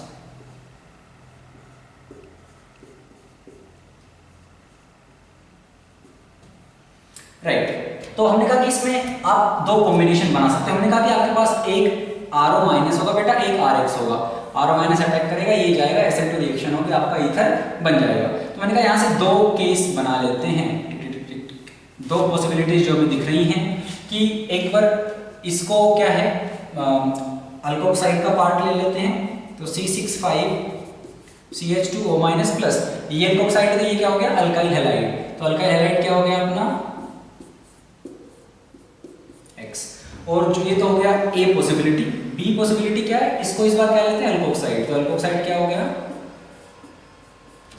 प्लस अल्काइल हैलाइड क्या हो जाएगा बेटा C6H5CH2 और X, राइट। तो ये 2 केसेस हमारे पास बन रहे हैं। यहां से अगर हम समझना चाहें तो हमने कहा जहां पे अटैक होने वाला है वो आपका टर्शियरी वगैरह नहीं होना चाहिए, SN2 रिएक्शन नहीं हो पाएगी। यहाँ पे देखिए जो आपका अल्काइल हैलाइड बेटा ये आपको 3 डिग्री दिया गया है, तो ये यहाँ पे अटैक नहीं कर पाएगा। तो ये इस मेथड से आप सिंथेसाइज नहीं कर सकते हो। तो अपने पास एक ही मेथड बचता है ये वाला, यहाँ से इस पे अटैक कराओ, इसको जो है निकाल ले जाओ, ठीक है। तो इस तरीके से क्या है इसका सिंथेसिस कर सकते हैं, ठीक है। कई बार आपको ऐसा भी कंफ्यूज करने के लिए दे सकता है। यहाँ पे चलो बीच में CH2 है ना, अपन इस पे भी अटैक नहीं करवा सकते हैं। कहीं आप सोचो कि ये है और यहाँ पे X हो, यहाँ पे करवा दे, नहीं, डबल बॉन्ड करेक्टर होगा तो यहाँ से भी आप क्या है विलियमसन इंटरसिंथेसिस मैकेनिज्म बेटा यूज नहीं कर सकते हो। तो इस मेथड से करवा सकते हैं। ये अगर आप लो आपके सबस्ट्रेट्स, तो ये वाले अगर आप देखो तो किस में मिल रहा है बेटा ऐसा, ऑप्शन नंबर 2 में आपको यही दिया गया है। चलिए आगे चलते हैं बेटा क्वेश्चन नंबर 68 में क्या बोला गया है समझते हैं। The major product of following reaction would be, reaction क्या है समझते हैं। तो अल्कोहल में है बेटा डिहाइड्रेशन पे बेस्ड है, बहुत ही आसान है, इससे आसान क्वेश्चन आप एक्सपेक्ट नहीं कर सकते हो। क्या बोला गया है, concentrated H2SO4 right and heat, ठीक है ओके। तो ऐसा हमें दिया गया है बेटा क्या होगा, यहाँ पे डिहाइड्रेशन होगा और हमें हीट दिया गया है, तो हमें फाइनली अल्कीन बनाना है। तो ऑब्वियसली हमें क्या करना है, पहले तो जो आपका कार्बोकेटाइन यहाँ पे बनेगा भाई H2SO4 जो है कॉन्सेंट्रेटेड, वहां से H+ आएगा, यहाँ पे प्रोटोनेट होगा, ये वाटर निकलेगा प्लस आएगा। वो प्लस अपने को क्या करना है, सबसे ज्यादा उसको क्या करना है बेटा स्टेबलाइज कहाँ पे होगा, वो सबसे ज्यादा स्टेबल कहाँ होगा वहां पे ले जाना है। तो ऑलरेडी अगर आप देखो तो यहाँ पे अगर H+ लगता है, ये निकलता है, तो आपको क्या मिल रहा है यहाँ पे, है ना, इवन मैकेनिज्म यहाँ पे होगी बेटा, इवन से जाएगा। तो ये ऑलरेडी क्या है बेटा मोस्ट स्टेबल है, इससे स्टेबल आप इसको बना ही नहीं सकते हो। तो अगर यहाँ पे ये ऑलरेडी है तो हीट करोगे तो यहाँ से क्या है H+ जाएगा, माइनस बॉन्ड बन जाएगा, तो आपका जो प्रोडक्ट आएगा वो कुछ इस तरह से आएगा। वैसे आप देख सकते हो कि जो अल्कीन बनी है वो आपकी मोस्ट सब्स्टिट्यूटेड है। सबसे ज्यादा अल्फा H यहाँ पे आ रहे हैं, 3 3 6 2 8 2 10 10 अल्फा यहाँ से आ रहे हैं, ठीक है। तो ऑप्शन आपका ऑप्शन नंबर 3 राइट आंसर होगा। क्वेश्चन नंबर 69 बेटा देखिए, 69 में क्या बोला गया है, identify the end product Y of the following sequence of reaction.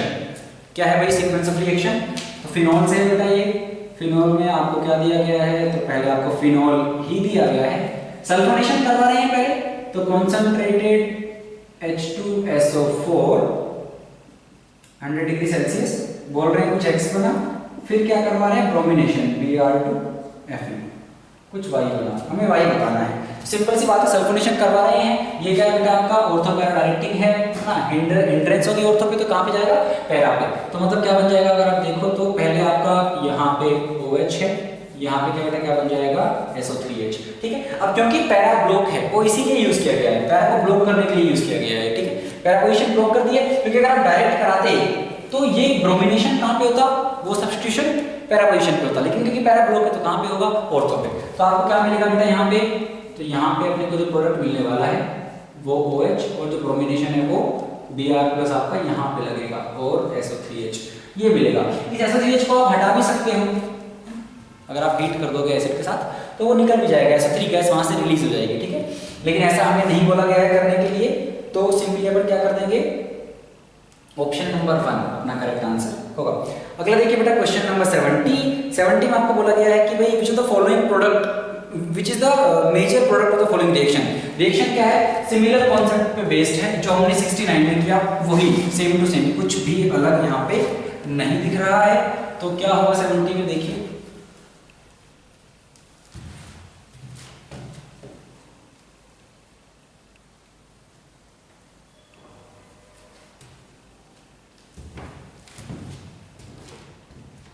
चलिए 70 में आपको क्या दिया गया है, अगेन फिनोल है, इलेक्ट्रोफिलिक सब्स्टिट्यूशन का क्वेश्चन है बेटा, पैरा पोजीशन ब्लॉक्ड है क्योंकि यहाँ पे मिथाइल है, और यहाँ पे अगर हम देखना चाहें तो ब्रोमीन विद CH2, तो आपका Br+ जो है बेटा पैरा ब्लॉक्ड है तो ऑर्थो पे जाएगा, क्योंकि आपका फिनोल तो ऑर्थो पैरा डायरेक्टिंग है, right.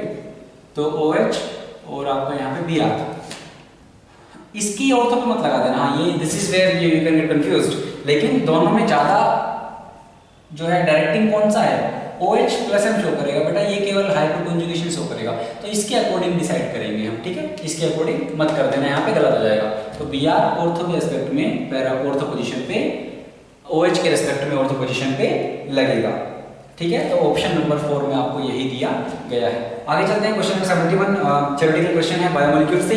Scurvy is caused due to the deficiency of vitamin. Scurvy कौन सा विटामिन की कमी की वजह से होता है, अपने को पता है विटामिन सी, ठीक है, vitamin vitamin whatever you want to call it, okay. Option number C would be the right answer. Moving forward to question number 72 में हमें नॉन रिड्यूसिंग शुगर बतानी है। आसान क्वेश्चन है, हमें पता है, आपको स्ट्रक्चर दे दिए गए हैं, है ना। इनमें से कुछ आपके जो है मोनोसेक्राइड है, एक ओलिगो डाइसेक्राइड भी है। तो सिंपल से कॉन्सेप्ट पे है कि अगर आपको एक हेमी एसिटिल ग्रुप मिलता है, हेमी एसिटिल ग्रुप मिलता है उस रिंग में, तो बेटा क्या हो जाएगा, वो आपका रिड्यूसिंग शुगर होगा। लेकिन अगर हेमी एसिटिल नहीं है, एसिटिल बना दिया गया है उसको, तो वो नॉन रिड्यूसिंग होगा। तो उसी कॉन्सेप्ट पे है। तो अगर आप देखो तो एक बार पहचान कर लेते हैं क्या मतलब है सर एसिटिल हेमी एसिटिल से। यहाँ पे OH नीचे है, यहाँ पे H है बेटा, यहाँ पे H है, OH है, OH है, H है, OH है, H है, CH2 OH है। मेरे ख्याल से बच्चे समझ गए होंगे कि क्या है, ठीक है। चलिए, तो ग्लूकोज अपने को दिया है, और यहाँ पे अगर आप देखो तो इस कार्बन पे ये OH रहा, ये OR रहा। तो एक ही कार्बन पे बेटा अगर आपका OH है, OR है, तो ये क्या है आपका हेमी एसिटिल। तो अगर हेमी एसिटिल है तो वो क्या है बेटा, रिड्यूसिंग शुगर होगा, ठीक है। तो ये वाला क्या है आपका रिड्यूसिंग शुगर है। हमें बताना है कौन सा नहीं है। तो अगर आप थर्ड ऑप्शन देखो, सब में आप ये ढूंढ सकते हो। तो डाइसेक्राइड में भी दिया गया है, तो जो राइट साइड वाली चेन है, राइट साइड वाली जो रिंग है डाइसेक्राइड में, वहां पे सेम ग्रुप इज प्रेजेंट हो रहे हो। लेकिन अगर आप ऑप्शन नंबर 3 में देखो तो वहां पे क्या किया गया है समझते हैं। यहाँ पे कुछ लगा हुआ है, डजंट मैटर, यहाँ पे और CH3 कर दिया है। तो यहाँ पे उन्होंने क्या है, यहाँ पे देखिए कार्बन पे अगर आप देखो यहाँ भी OR है, इधर भी OR है, तो ये तो एसिटिल है, ये हेमी एसिटिल नहीं है। तो अगर ये एसिटिल ग्रुप है तो यहाँ पे बेटा ये रिड्यूस नहीं कर पाएगा, रिड्यूसिंग शुगर नहीं है। ऑप्शन नंबर 3 हमारा क्या हो जाएगा, राइट आंसर हो जाएगा। Moving forward to question number 73। हाँ, ऑलरेडी हम काफी तेज कर रहे हैं क्योंकि ऑलरेडी काफी आसान है। इनऑर्गेनिक थोड़ी अच्छी थी तो वहाँ पे टाइम हमने दिया है, ठीक है। फिर भी अगर आपको कोई समझ में ना आए क्या चीज़ कैसे हुई है, तो आप कभी भी डाउट्स तो पूछ ही सकते हैं अपने ग्रुप्स में, ठीक है। चलिए बेटा 73 में देखिए आपको क्या दिया गया है, एनिलीन है आपके पास। तो पहले एनिलीन का असाइलेशन किया गया है, ठीक है। इसकी जो एक्टिवेटिंग पावर है उसको कम करने के लिए, तो ये है इसके पास बेटा लोन पेयर है, ये यहाँ पे अटैक करेगा, Cl लिविंग ग्रुप बन के निकल जाएगा। तो आपके पास क्या मिलेगा, आपके पास यहाँ पे N है, C double bond O CH3। अब इसका जो बेटा लोन पेयर है वो इधर भी कॉन्जुगेशन में जाएगा, तो इसकी एक्टिवेटिंग पावर उतनी नहीं बची है, अभी क्या है, कम हो चुकी है। उसके बाद क्या दिया गया है आपको समझते हैं। यहाँ से इन्होंने जो करवाया है वो है HNO3 से रिएक्शन, HNO3 से करवाओगे तो अगेन नाइट्रेशन यहाँ पे है, नाइट्रेशन की वजह से क्या हो जाएगा, NCOCH3, क्योंकि अभी भी लोन पेयर तो ऑर्थो पैरा डायरेक्टिंग तो अभी भी है, ऑर्थो पे हिंड्रेंस होगा तो पैरा पे जाएगा, तो NO2 कहाँ पे लगेगा बेटा, पैरा पोजीशन पे लग जाएगा। उसके बाद इन्होंने इस ग्रुप को हटाने के लिए क्या करवा दिया है, यहाँ पे H3O प्लस, तो वो ग्रुप बेटा आपका क्या है हट जाएगा और अगेन आपका क्या आ जाएगा यहाँ पे NH2 और यहाँ पे आ जाएगा NO2 which is option number 2. Moving forward to question number 74. 74 says क्या है 74 बेटा अगेन आसान क्वेश्चन है CH3C ट्रिपल बॉन्ड N, एक नाइट्राइल दिया गया है, यहाँ पे जो दिया गया है SnCl2 HCl जो H3O प्लस है वो स्टीफन्स रिडक्शन है। स्टीफन्स रिडक्शन में अगर आप देखोगे स्टीफन्स रिडक्शन है बेटा, तो जो आपका नाइट्राइल है वो एल्डिहाइड में कन्वर्ट हो जाएगा। पहले इमीन बनता है, मतलब पहले आपका CH3C डबल बॉन्ड है, हाइड्रोलिसिस करवाओगे तो यहाँ से डबल बॉन्ड वहाँ पे आ जाएगा, तो एल्डिहाइड मिल गया। उसके बाद ग्रिग्नार्ड यूज कर दिया है, तो ग्रिग्नार्ड में अगर आप देखो तो CH3MgBr और फिर ऐसे उन्होंने वर्कअप करा रखा है, ठीक है। तो यहाँ पे क्या होगा बेटा, जो CH3 माइनस है वो यहाँ पे इलेक्ट्रोफिलिक सेंटर पे अटैक करेगा, इलेक्ट्रॉन इधर शिफ्ट होंगे, तो आपका सिंपल सा CH3C O पे माइनस आ जाएगा, मिथाइल ने अटैक कर दिया, H ऑलरेडी था, जो H3O प्लस दिया है वहां से H प्लस मिलेगा, वर्कअप हो जाएगा। इस तरह से आपका क्या है बेटा 2 डिग्री वहां पे अल्कोहल मिल जाएगा, और ये आप पाएंगे option number again option number this is 3 not 2, option number 3 में आगे बढ़ते हैं बेटा, and that is our last question of organic chemistry, question number 75। 75 में आपको क्या दिया गया है समझते हैं।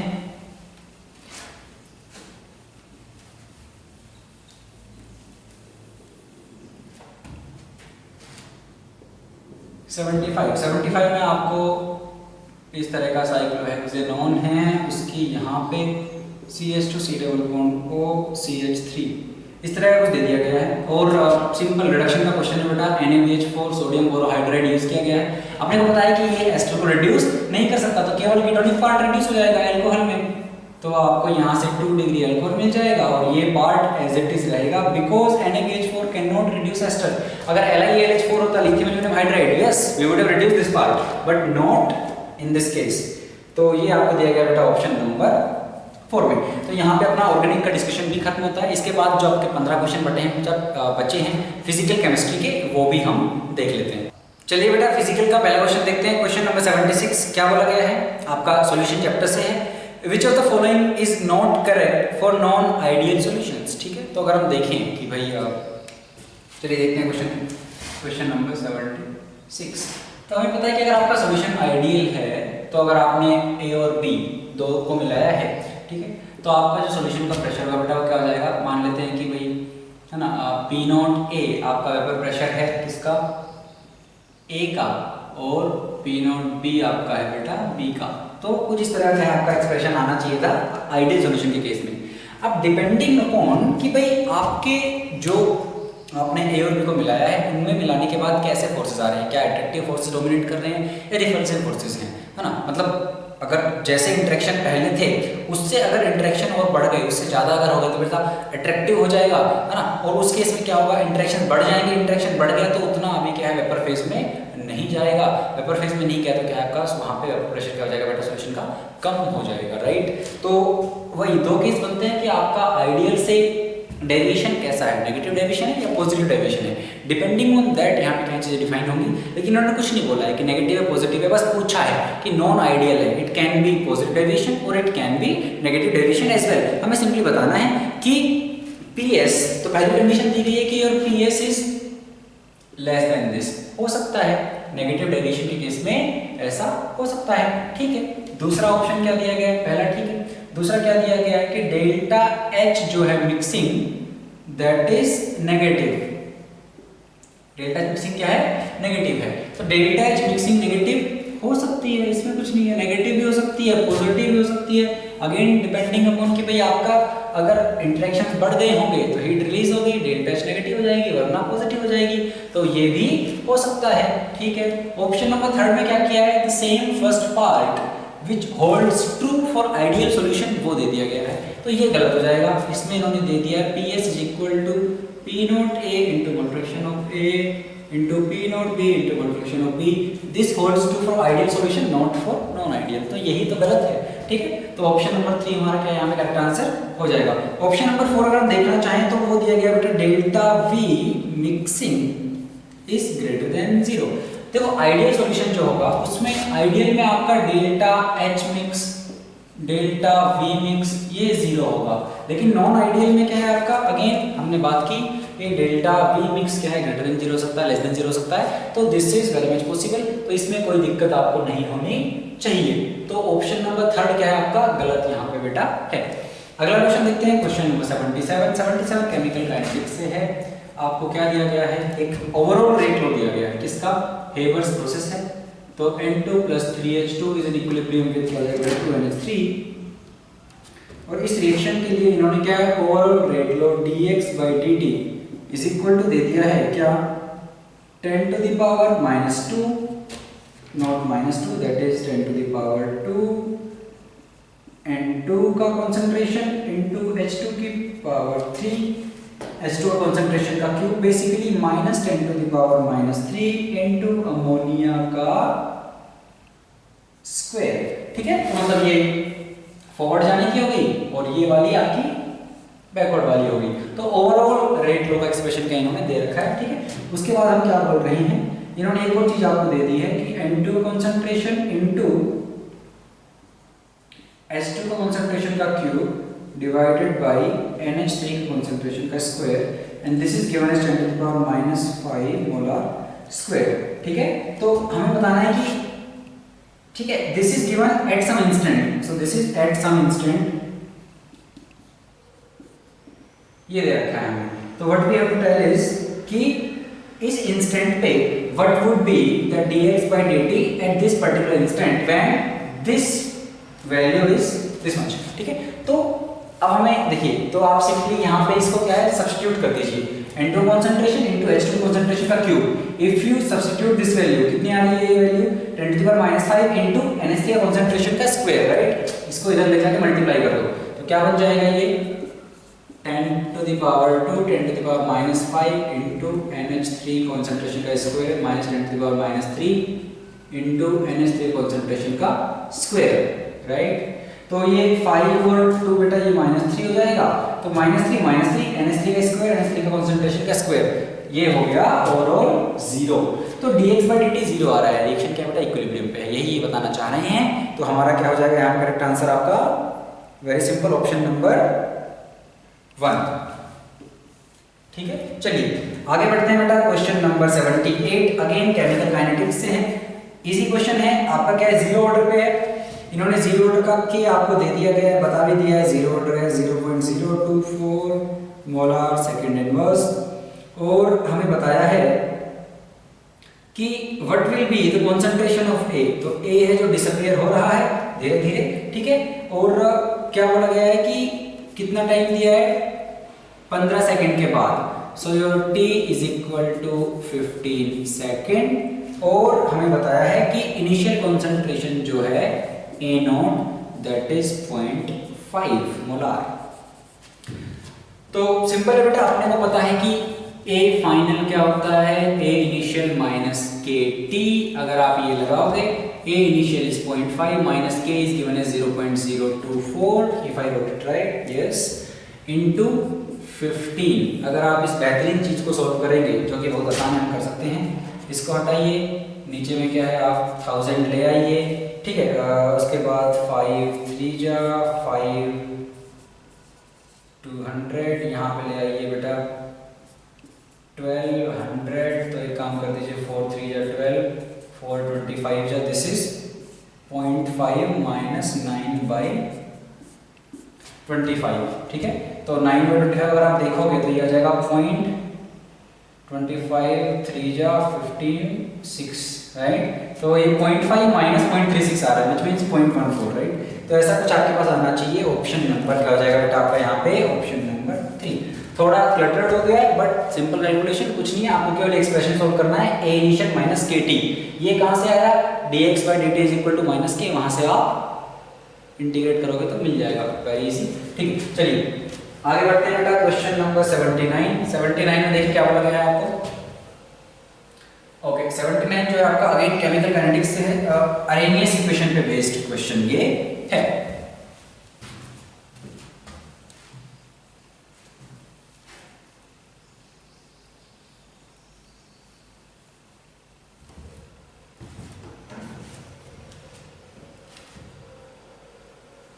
79। तो 79 में देखिए बेटा क्या बोला है, two reactions X going to products and B going to products, ठीक है, उनके रेट कांस्टेंट है K एंड KB किसी टेम्परेचर T पे, तो और एक्टिवेशन एनर्जी है EA एंड EB। तो X गोइंग टू प्रोडक्ट, एक है Y गोइंग टू प्रोडक्ट, इसका है बेटा K और एक्टिवेशन एनर्जी EA, इसका है रेट कांस्टेंट KB और एक्टिवेशन एनर्जी EB। हमें क्या दिया गया है कि K greater than KB and EB greater than EA, और बोला गया है कि अरेनियस कांस्टेंट A जो है वो X के लिए और Y के लिए सेम है। अब कुछ कंडीशंस इन्होंने दे दी है, हमें अलग अलग टेम्परेचर पे क्या करना है, इनका K KB को बेटा कंपेयर करना है। तो देखिए अरेनियस एक्सप्रेशन लिख लेते हैं, क्या K for X, let's call that Ka is equal to A into a to the power minus EA by RT. KB would be A into e to the power minus EB by RT। एक काम कर देते हैं, K by KB ले लेते हैं, K by KB and A तो क्योंकि सेम ही बेटा घट जाएगा, तो e to the power ये है minus EA by RT by e to the power minus EB by RT। तो इसको ऊपर ले जाके प्लस कर दीजिए, तो ये हो जाएगा e to the power EB minus EA by RT। ये क्या है, K by KB। तो इसको फ्रेश लिख लेते हैं कि अपने पास आ गया है KA by KB is equal to EB minus EA by RT। अब हम सारे ऑप्शन पढ़ते हैं। Option number 1 says at high temperatures K will be greater than KB। हाँ भाई, अगर इसकी वैल्यू ज्यादा है तो क्या होगा, e टू द पावर भूल गए हैं, राइट। इसकी वैल्यू ज्यादा है तो क्या हो जाएगा बेटा, देखिए EB is greater than EA, तो विच मींस कि ये पॉजिटिव है, R तो पॉजिटिव ही होता है, T भी पॉजिटिव ही होगा, तो क्या हो जाएगा आपका यहाँ पे ये एक्सप्रेशन पॉजिटिव आएगा। मिनिमम वैल्यू क्या हो सकती है इसकी, हम बोल रहे हैं कि अगर T if T tends to infinite, infinite हो जाएगा बेटा ये 0 बन जाएगा, तो e की पावर 0 बनेगा। In that case K by KB is equal to e to the power 0, that is 1, that implies that K is equal to KB, but that will happen only when your temperature tends to infinite, otherwise at any temperature if you talk about it your K would be greater than KB, right, because the value would be more than 0. At 0 what you are getting is you are getting 1, right, so it will always be more than 1. If it is always more than 1, your K is always gonna be more than your KB, right? So at any high temperature K would be more than KB. Yes, right. Option number 2 says at lower temperature K and KB will differ more. Now yes, देखिए जब हम temperature को infinite कर रहे हैं तो K KB equal हो जा रहे हैं, विच मीन्स क्या टेम्परेचर कम रहा, टेम्परेचर कम रहा ये वैल्यू ज्यादा रहेगी, E की पावर ज्यादा रहेगी, तो K KB से ज्यादा रहेगा। तो लोअर टेम्परेचर पे K KB से जो उनके बीच का जो डिफरेंस है वो सिग्निफिकेंट रहेगा, काफी ज्यादा रहेगा, तो ऑप्शन 2 भी करेक्ट है। Option 3 says at as temperature rises, जैसे जैसे टेम्परेचर बढ़ेगा K and KB will be close to each other in magnitude. Yes, very correct. क्योंकि अगर टेम्परेचर बढ़ेगा तो हमने देखा कि जब when temperature tends to infinite your K and KB are equal, but infinite you can't reach that. So what we are trying to say, as your temperature increases the difference between K and KB's magnitude will decrease. That is correct, right? So option 3 is also correct, which means all the options are correct, all of these option number 4. Moving forward to question number 80. Question number 80 says basically we have been given E naught of reduction potential, basically plus 2 to 0. This is given as minus 1.18 volt, and what else we have been given is that the concentration of M plus 2 is 0.1. What we need to calculate is we have to calculate the oxidation potential of this one when concentration of M plus 2 is 0.1 molar. तो oxidation potential निकालना है। देखो ये reduction का दिया गया है, अब हमें एक बात पता है कि E is equal to E not minus 0.023 into RT by NF log K, log let's call it concentration का बेसिकली आपका आएगा, राइट। ठीक है, तो हमने कहा ई नॉट किसका है, हमें ऑक्सीडेशन पोटेंशियल निकालना है। ऑक्सीडेशन पोटेंशियल मतलब बेटा m से m+2 में जा रहा है उसका निकालना है। हमें m+2 से m का दिया गया है, तो m से m+2 क्या हो जाएगा, जस्ट इसका उल्टा। हम बोल रहे हैं ई नॉट m का m+2 में जाने का वुड बी पॉजिटिव 1.18 वोल्ट। तो let's write it 1.18 volt, that is E not minus n की value is 2, right. Your this value becomes, याद होगा सबको, 0.059 एंड आपको लो कंसंट्रेशन दे रखा है बेटा 0.1 is again your this value will come out as and by 2, yes this will come out as -1, ये plus हो जाएगा। तो यहां से क्या आ गया आपके पास 1.18 प्लस 0.059 बाय 2। 0.059 कितना है आपका, 0.06 मान लो उसको, ऑलमोस्ट बाय 2 कर दो तो 0.03। 0.03 इसमें ऐड करोगे कितना हो जाएगा, आपका आंसर आ जाएगा वेरी इजी, ऑप्शन नंबर कौन सा हो जाएगा भाई, 0.21 आ रहा है ना, मतलब 1.21। यहाँ के बाद कैलकुलेशन है, फंडा इतना सा है कि आपको जो रिडक्शन पोटेंशियल दिया गया है उसको ऑक्सीडेशन पोटेंशियल में करना है कन्वर्ट, और फिर आपको एक वाली इक्वेशन लगानी है आपकी।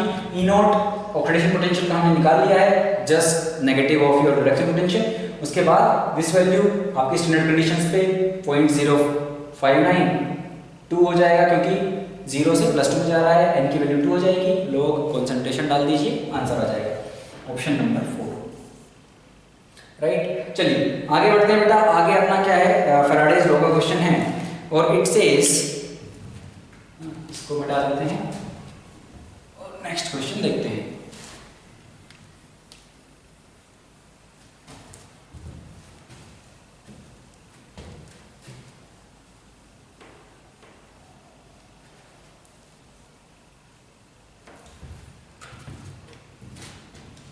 चलिए बेटा क्वेश्चन नंबर 81। सो 81 में क्या दिया गया है आपको, if 0.5 litre of A 0.6 molar SnSO4 solution, तो आपको SnSO4 का बेसिकली Sn+2 का आपको कॉन्सेंट्रेशन दिया गया है दैट इज 0.6 मोलार, आपको वॉल्यूम दिया गया है दैट इज 0.5 लीटर। तो बेसिकली मेरे पास नंबर ऑफ मोल्स आ गए, कॉन्सेंट्रेशन इनटू वॉल्यूम 0.5 × 0.6 कितना आ गया बेटा 0.3। चलिए अब क्या बोला गया है, when this solution is electrolyzed for a period of 30 minutes, कितने टाइम तक इसको इलेक्ट्रोलाइज किया गया है, t is equal to 30 × 60 seconds, minutes में दिया गया है, सेकंड्स में कन्वर्ट कर लिया। कन्वर्ट अपने को करंट दिया गया है बेटा, कितना एम्पियर दिया गया है 4.60 एम्पियर। और हमें क्या बोला गया है, if inert electrodes are used, what is the final concentration of Sn+2 remaining in the solution। तो इनर्ट इलेक्ट्रोड यूज कर रहे हैं, और तो Sn+2 बेसिकली क्या हो रहा है आपका बेटा, Sn+2 इलेक्ट्रॉन्स लेके Sn में जा रहा है, तो Sn+2 कंसंट्रेशन क्या हो जाएगा, कम हो जाएगा, ऑब्वियस सी बात है। तो हमें वही पता करना है कि कितना बचेगा अगर इतना करंट इतने टाइम के लिए पास करें, तो कितना चार्ज पास कर दिया हमने ये समझते हैं। तो 4.60 × 30 × 60 है ना भाई, IT, तो ये क्या हो गया IT, ठीक है। ये आएगा आपका कितना हो गया, ये जो भी वैल्यू आएगी ये आपका Q आ गया। तो हम कह रहे हैं Q बाई आप क्या है फैराडेज कांस्टेंट कर दो, आपको पता लग जाएगा कि इलेक्ट्रॉन्स के कितने मोल्स ट्रांसफर हुए, राइट। क्योंकि ये है आपका टोटल चार्ज, हम बोल रहे हैं कि एक मोल ऑफ इलेक्ट्रॉन्स पे कितना चार्ज होता है बेटा 96500। तो ये वैल्यू जो आएगी, ये वैल्यू आपकी होगी क्या, कितने मोल इलेक्ट्रॉन के ट्रांसफर हुए, इतने इलेक्ट्रॉन के ट्रांसफर हुए। लेकिन जो Sn है वो एक मोल पे उसका एक नहीं जा रहा है, वो क्या करेगा 2 इलेक्ट्रॉन लेगा तब जाके वो Sn बनेगा। तो इलेक्ट्रॉन के 2 के लिए Sn का 1 जा रहा है, तो जितना भी इलेक्ट्रॉन का मोल आएगा उसमें बाई 2 करना पड़ेगा। ये किसका आ जाएगा बेटा आपके, अभी Sn+2 इतना कंज्यूम हो चुका है, तो कितना बचेगा, कितना बचेगा, ये आपके मोल्स आ रहे हैं, राइट। ओके, तो हमने कहा इस वैल्यू को सोल्व करना पड़ेगा। चलिए कोशिश करते हैं।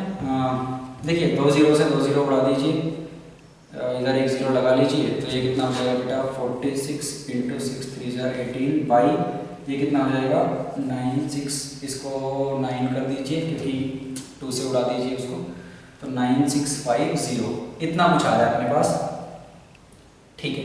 ये मोल्स आए हैं जितने कंज्यूम हो गए हैं, तो कॉन्सेंट्रेशन क्या हो जाएगा जो Sn+2 का बचा हुआ है, पहले थे 0.3 मोल्स, 0.3 में से कितना घटा दीजिए 46 × 9 बाई 9650, इतने मोल्स घटा दीजिए बाई वॉल्यूम, वॉल्यूम कितना है आई थिंक 0.5, यस है ना, मोल्स बाय वॉल्यूम करेंगे कॉन्सेंट्रेशन आएगा। तो ये करना है हमें बेसिकली, अब ये करना है और हमें समझना है। तो देखिए ऑप्शंस पढ़ते हैं हम। ओके ऑप्शन तो अपने को चलो कर लेते हैं सॉल्व यार। इस 9 को अगर अपन 10 मान लें,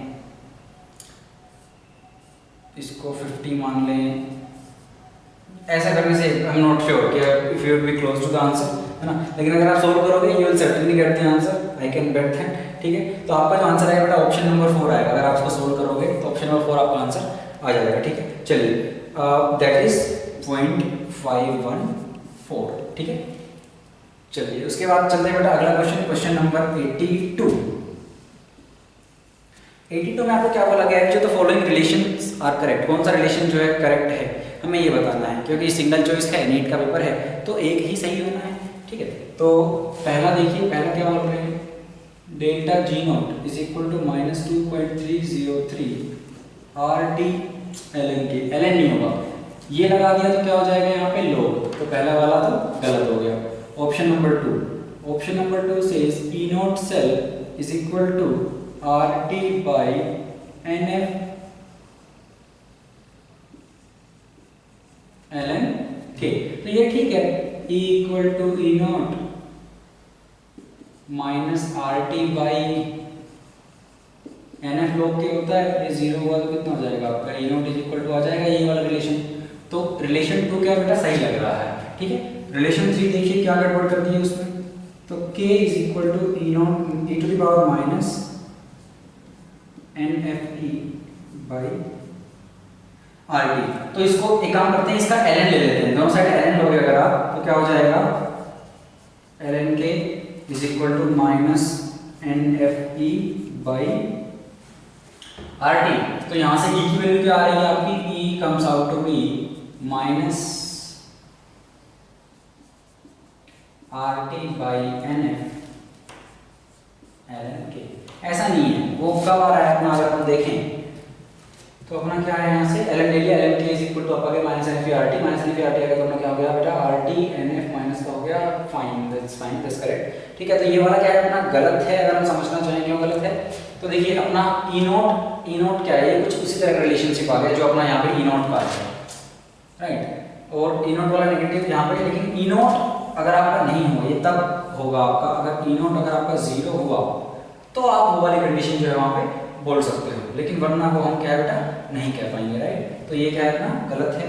ऑप्शन नंबर 4 में अगर हम समझना चाहें तो जो एफिशिएंसी है, एफिशिएंसी का फॉर्मूला इन्होंने दे रखा है NFE बाई डेल्टा H। तो ये अपनी होती है delta G by delta H। Delta G अपना माइनस NFE होता है, तो माइनस मिसिंग है, फोर्थ भी रॉन्ग है। तो जो करेक्ट स्टेटमेंट है बेटा क्या हो जाएगा, कौन सा फॉर्मूला सही है अपना, ऑप्शन नंबर 2 यहाँ पे करेक्ट है। चलिए अगला क्वेश्चन देखते हैं, क्वेश्चन नंबर 83 अगेन सॉल्यूशन से है। Which one of the following pairs of solution can we expect to be isotonic at the same temperature? Temperature same है, isotonic, which means osmotic pressure same करना है।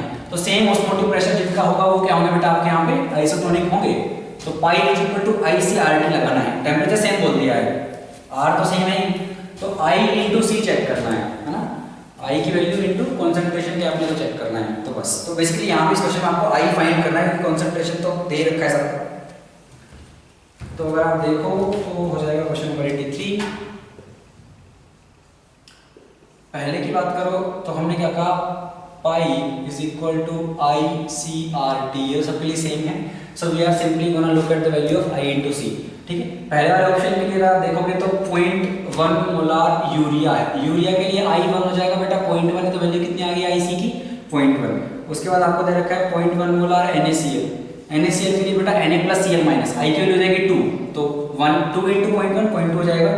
Okay, उसके बाद आपको दे रखा है अगेन यूरिया MgCl2 आपको दे रखा है 0.2 मोलार MgCl2 जाएगा Mg2++ 2Cl माइनस, आपको 3 मिलेंगे, 1 से 3 मिलेंगे, 3 to the 6 तो कितना हो जाएगा बेटा 0.6 हो जाएगा। ओके, उसके बाद आपको अगेन दे रखा है 0.1 ऑफ किसका Na2SO4, Na2SO4 में भी Na2Na++SO4 माइनस, आपको 3 आयन मिलेंगे, 3 इंटू 0.1 बेटा कितना हो जाएगा 0.3 हो जाएगा। उसके बाद आपको दिया गया है 0.1 मोलार ऑफ कैल्शियम नाइट्रेट, तो कैल्शियम नाइट्रेट में क्या हो जाएगा बेटा, अगर आप देखो तो Ca2++2 नाइट्रेट, तो 2 आयन नाइट्रेट के 1 कैल्शियम का 3 हो गए, तो यहाँ पे भी क्या हो जाएगा 0.3। ओके, तो कौन कौन से सेम आ गए, ये वाले, तो Na2SO4 और कैल्शियम का ये वाला इस कॉन्सेंट्रेशन पे, सेम टेम्परेचर पे, सेम ऑस्मोटिक प्रेशर होगा, which means they would be isotonic. Option number 4। चलिए बेटा आगे चलते हैं, क्वेश्चन नंबर 84। 84 क्या होता है देखते हैं। 84 says which of the following statement is correct if the intermolecular forces in liquids A, B and C are in the order of, तो 3 लिक्विड्स दिए गए हैं A, B, C। Intermolecular forces का जो ऑर्डर है वो ये है कि C में जो इंटरमोलिकुलर फोर्सेस हैं वो बहुत ज्यादा हैं। सिंपल सी बात है, अगर आपको और बताना है आपने को क्या कि कौन ज्यादा वोलेटाइल है, कौन जल्दी इवेपोरेट होगा। सिंपल सा फंडा है कि अगर C में आपके इंटरमोलिकुलर फोर्सेस ज्यादा है, A में लीस्ट है। इंटरमोलिकुलर फोर्सेस क्या हैं, जो दो मॉलिक्यूल्स को बांध के रख रहा है जो फोर्स, अगर वो ज्यादा है तो उड़ेगा बेटा, आसानी से नहीं उड़ेगा ना, आपको ज्यादा हीट करना पड़ेगा उसको उड़ाने के लिए, वही तो है इवेपोरेशन या बॉइलिंग। लेकिन अगर हम बात करें अगर किसी में कम है तो वो थोड़ा बहुत हीट करने पे क्या है, वो मॉलिक्यूल जो है उसके वेपर फेज में जाने लगेंगे। लेकिन जिसमें ज्यादा फोर्सेस हैं उसके नहीं जाएंगे। तो सबसे ज्यादा वोलेटाइल कौन होगा, जिसमें सबसे बेकार फोर्सेस होंगे इंटरमोलिकुलर। तो अगर आप वोलेटिलिटी की बात करोगे तो A सबसे ज्यादा वोलेटाइल होगा, देन B, देन C, है ना। वोलेटिलिटी की बात करें तो ऑप्शन नंबर 4 जो है, A evaporates more readily than C। Yes, A will evaporate more readily than C। Option number 4 यहाँ पे करेक्ट है, बाकी सारे गलत दे रखे हैं, राइट। आगे चलते हैं बेटा, क्वेश्चन नंबर 85। 85 में आपको बोला गया है एक, ओके, सॉलिड स्टेट से बेटा नियॉन के एटम्स हैं, उनकी रेडियस बोली गई है आपको। रेडियस कितनी दी गई है, 160 पिकोमीटर, कोई दिक्कत नहीं है। अपने को क्या बतानी है, what is the edge of unit cell, तो अपने को A बतानी है, यूनिट सेल की एज लेंथ बतानी है, that is okay, this is edge length, right. और क्या बना रहा है ये, FCC।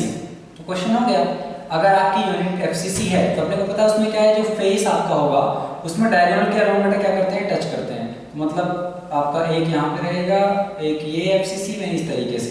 तो क्या हो जाएगा यहाँ पे, अगर आप रिलेशनशिप लिखना चाहो, अगर ये एज लेंथ है तो ये भी A ही होगी, तो ये डायगोनल कितना हो जाएगा बेटा, √2A। √2A, और देखिए यहाँ पे इसकी रेडियस R आ रही है, इसकी 2 R आ रही है और इसकी R, √2 is equal to 4R। So A would be 4 into, that is R is 160 by 1.4। इसको कर लीजिए सोल्व।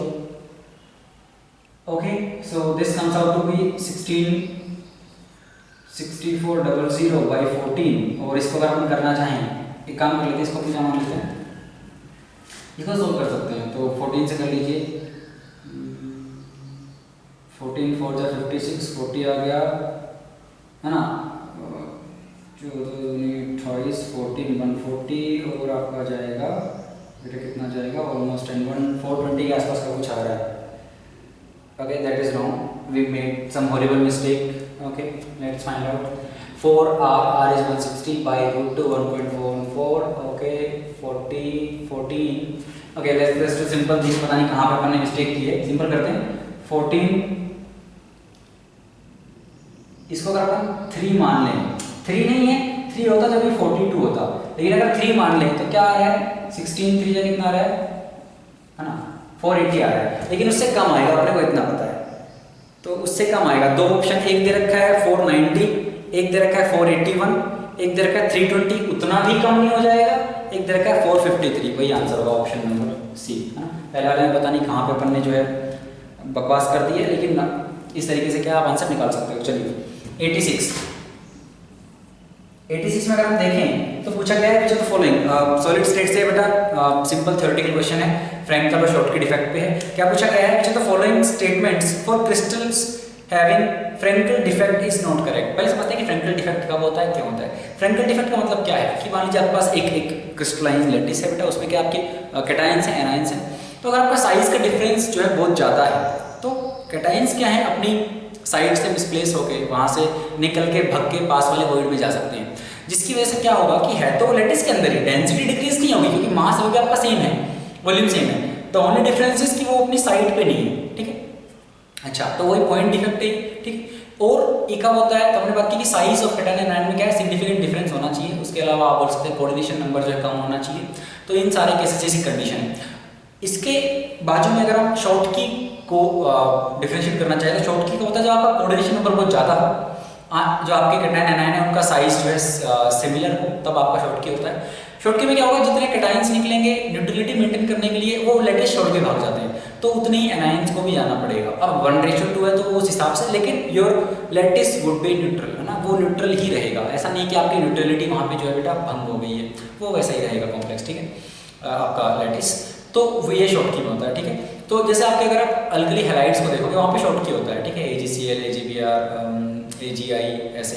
और जहाँ पे सिग्निफिकेंट डिफरेंस है कैटायंस एनायंस में, अगर आप बात करो ZnS हो गया, अगेन AgBr में दोनों होते हैं, ध्यान रखना, ठीक है, AgBr हो गया और आपका AgI हो गया, इन सब में क्या होगा, आपका फ्रैंकल डिफेक्ट होगा, ठीक है। चलिए, तो अब हम समझते हैं और पढ़ते हैं क्या बोला गया है। Frenkel defects are observed when the difference in size of cations and anions in large, yes, the density of crystal having Frankel defect is lesser than the pure perfect crystalline.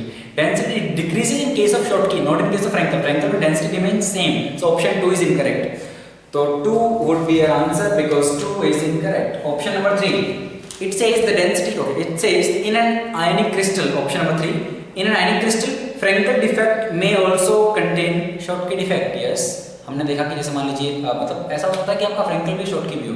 जैसे अगर हम बात करने हमने किसकी बात की, AgBr की, उसमें दोनों ही होते हैं, फ्रैंकल भी और शॉर्ट की भी, ठीक है। चलिए, option number 4, usually alkali metal halides do not have Frenkel, या Schottky have the alkali metal halide, the alkali metal halides they have Schottky defect, not the Frenkel defect. The Schottky Frenkel defect is shown by ZnS, AgI, AgCl, I mean not AgCl, AgBr etcetera and so on, right. चलिए, उसके बाद हमने कहा कि moving forward to question number 87। तो बेटा हम चलते हैं 87 पे। 87 में आपसे क्या पूछा गया है समझते हैं। आसान क्वेश्चन है, सॉलिड स्टेट का ही है। आपको एक यूनिट सेल दी गई है, किस तरह की यूनिट सेल है समझते हैं। ओके, ऐसा है और कुछ ऐसा है।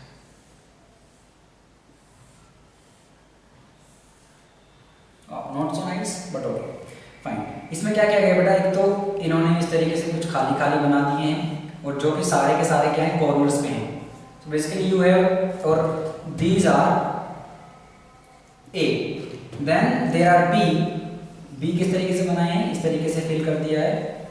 एज लेंथ जो है बेटा, एजेस जो है उसकी एजेस पे हैं, तो ये है एज पे, यहाँ पे इस एज पे है, इस एज पे। बात ये कि सारी में नहीं है, नॉट ऑल एजेस आर, सब पे नहीं है।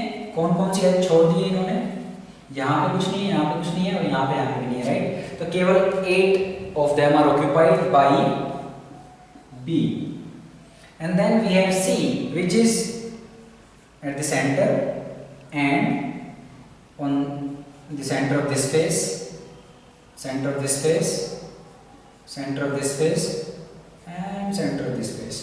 अब हमें बताना है कि what is the formula of for this unit cell, right. तो अगर आप इस यूनिट सेल के कंपाउंड की बात करो तो क्या हो जाएगा बेटा, देखो A कॉर्नर्स पे है, कॉर्नर्स पे you know the contribution is 1/8, you have 8 of them, so A कितने हो जाएंगे बेटा, contribution is 1/8, we have 8 corners, so it would be 1। अगर आप B की बात करो, वेरी इजी, B कहाँ पे है, only on the edges but not all the edges are occupied by B, only 8 of them, 8 after 12 are occupied, right. So will say H का कितना कंट्रीब्यूशन आएगा बेटा, 1/4 into how many are there, 8, this is 2, and C at the body center, that will be the whole contribution 1, and then you have how many face centers are occupied, 1 2 3 4, and at face center you will have half, so into 4, this is 2 plus 1 3, so the compound's formula would be AB2C3, something like this, option number 2, right। आगे चलते हैं बेटा question number 88। now the good thing is question number 88, 89 and 90 all are theoretical questions, so I would simply just explain them, okay।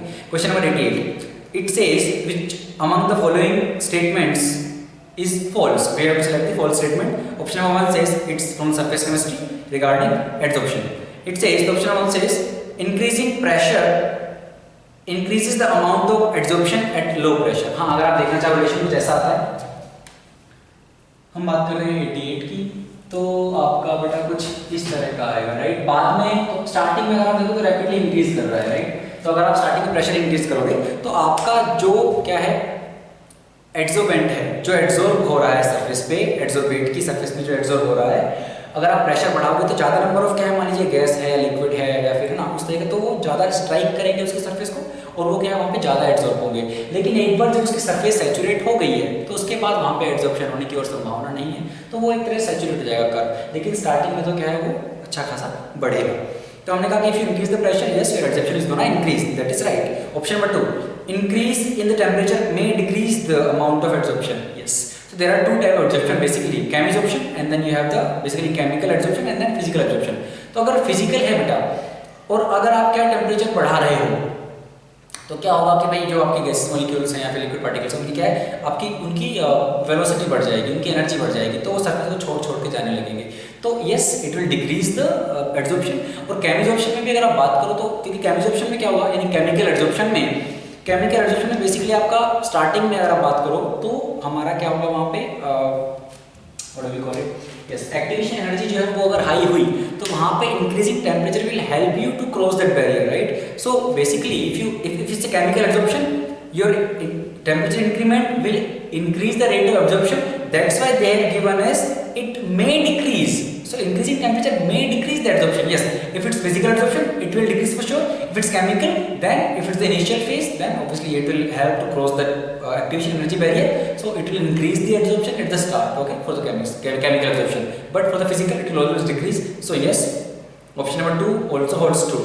Option number 3 says adsorption may be monolayered and multilayered, yes, that's pretty much simple and straightforward, so option number 3 is correct। Number 4 says particle size of the adsorbent will not affect the amount of adsorption, okay, at the start I think there was some confusion between adsorbent and adsorbate, I think I called adsorbent as something which is being adsorbed on the surface, but no, adsorbent is something that absorbs the molecules actually, right, so just correct that one।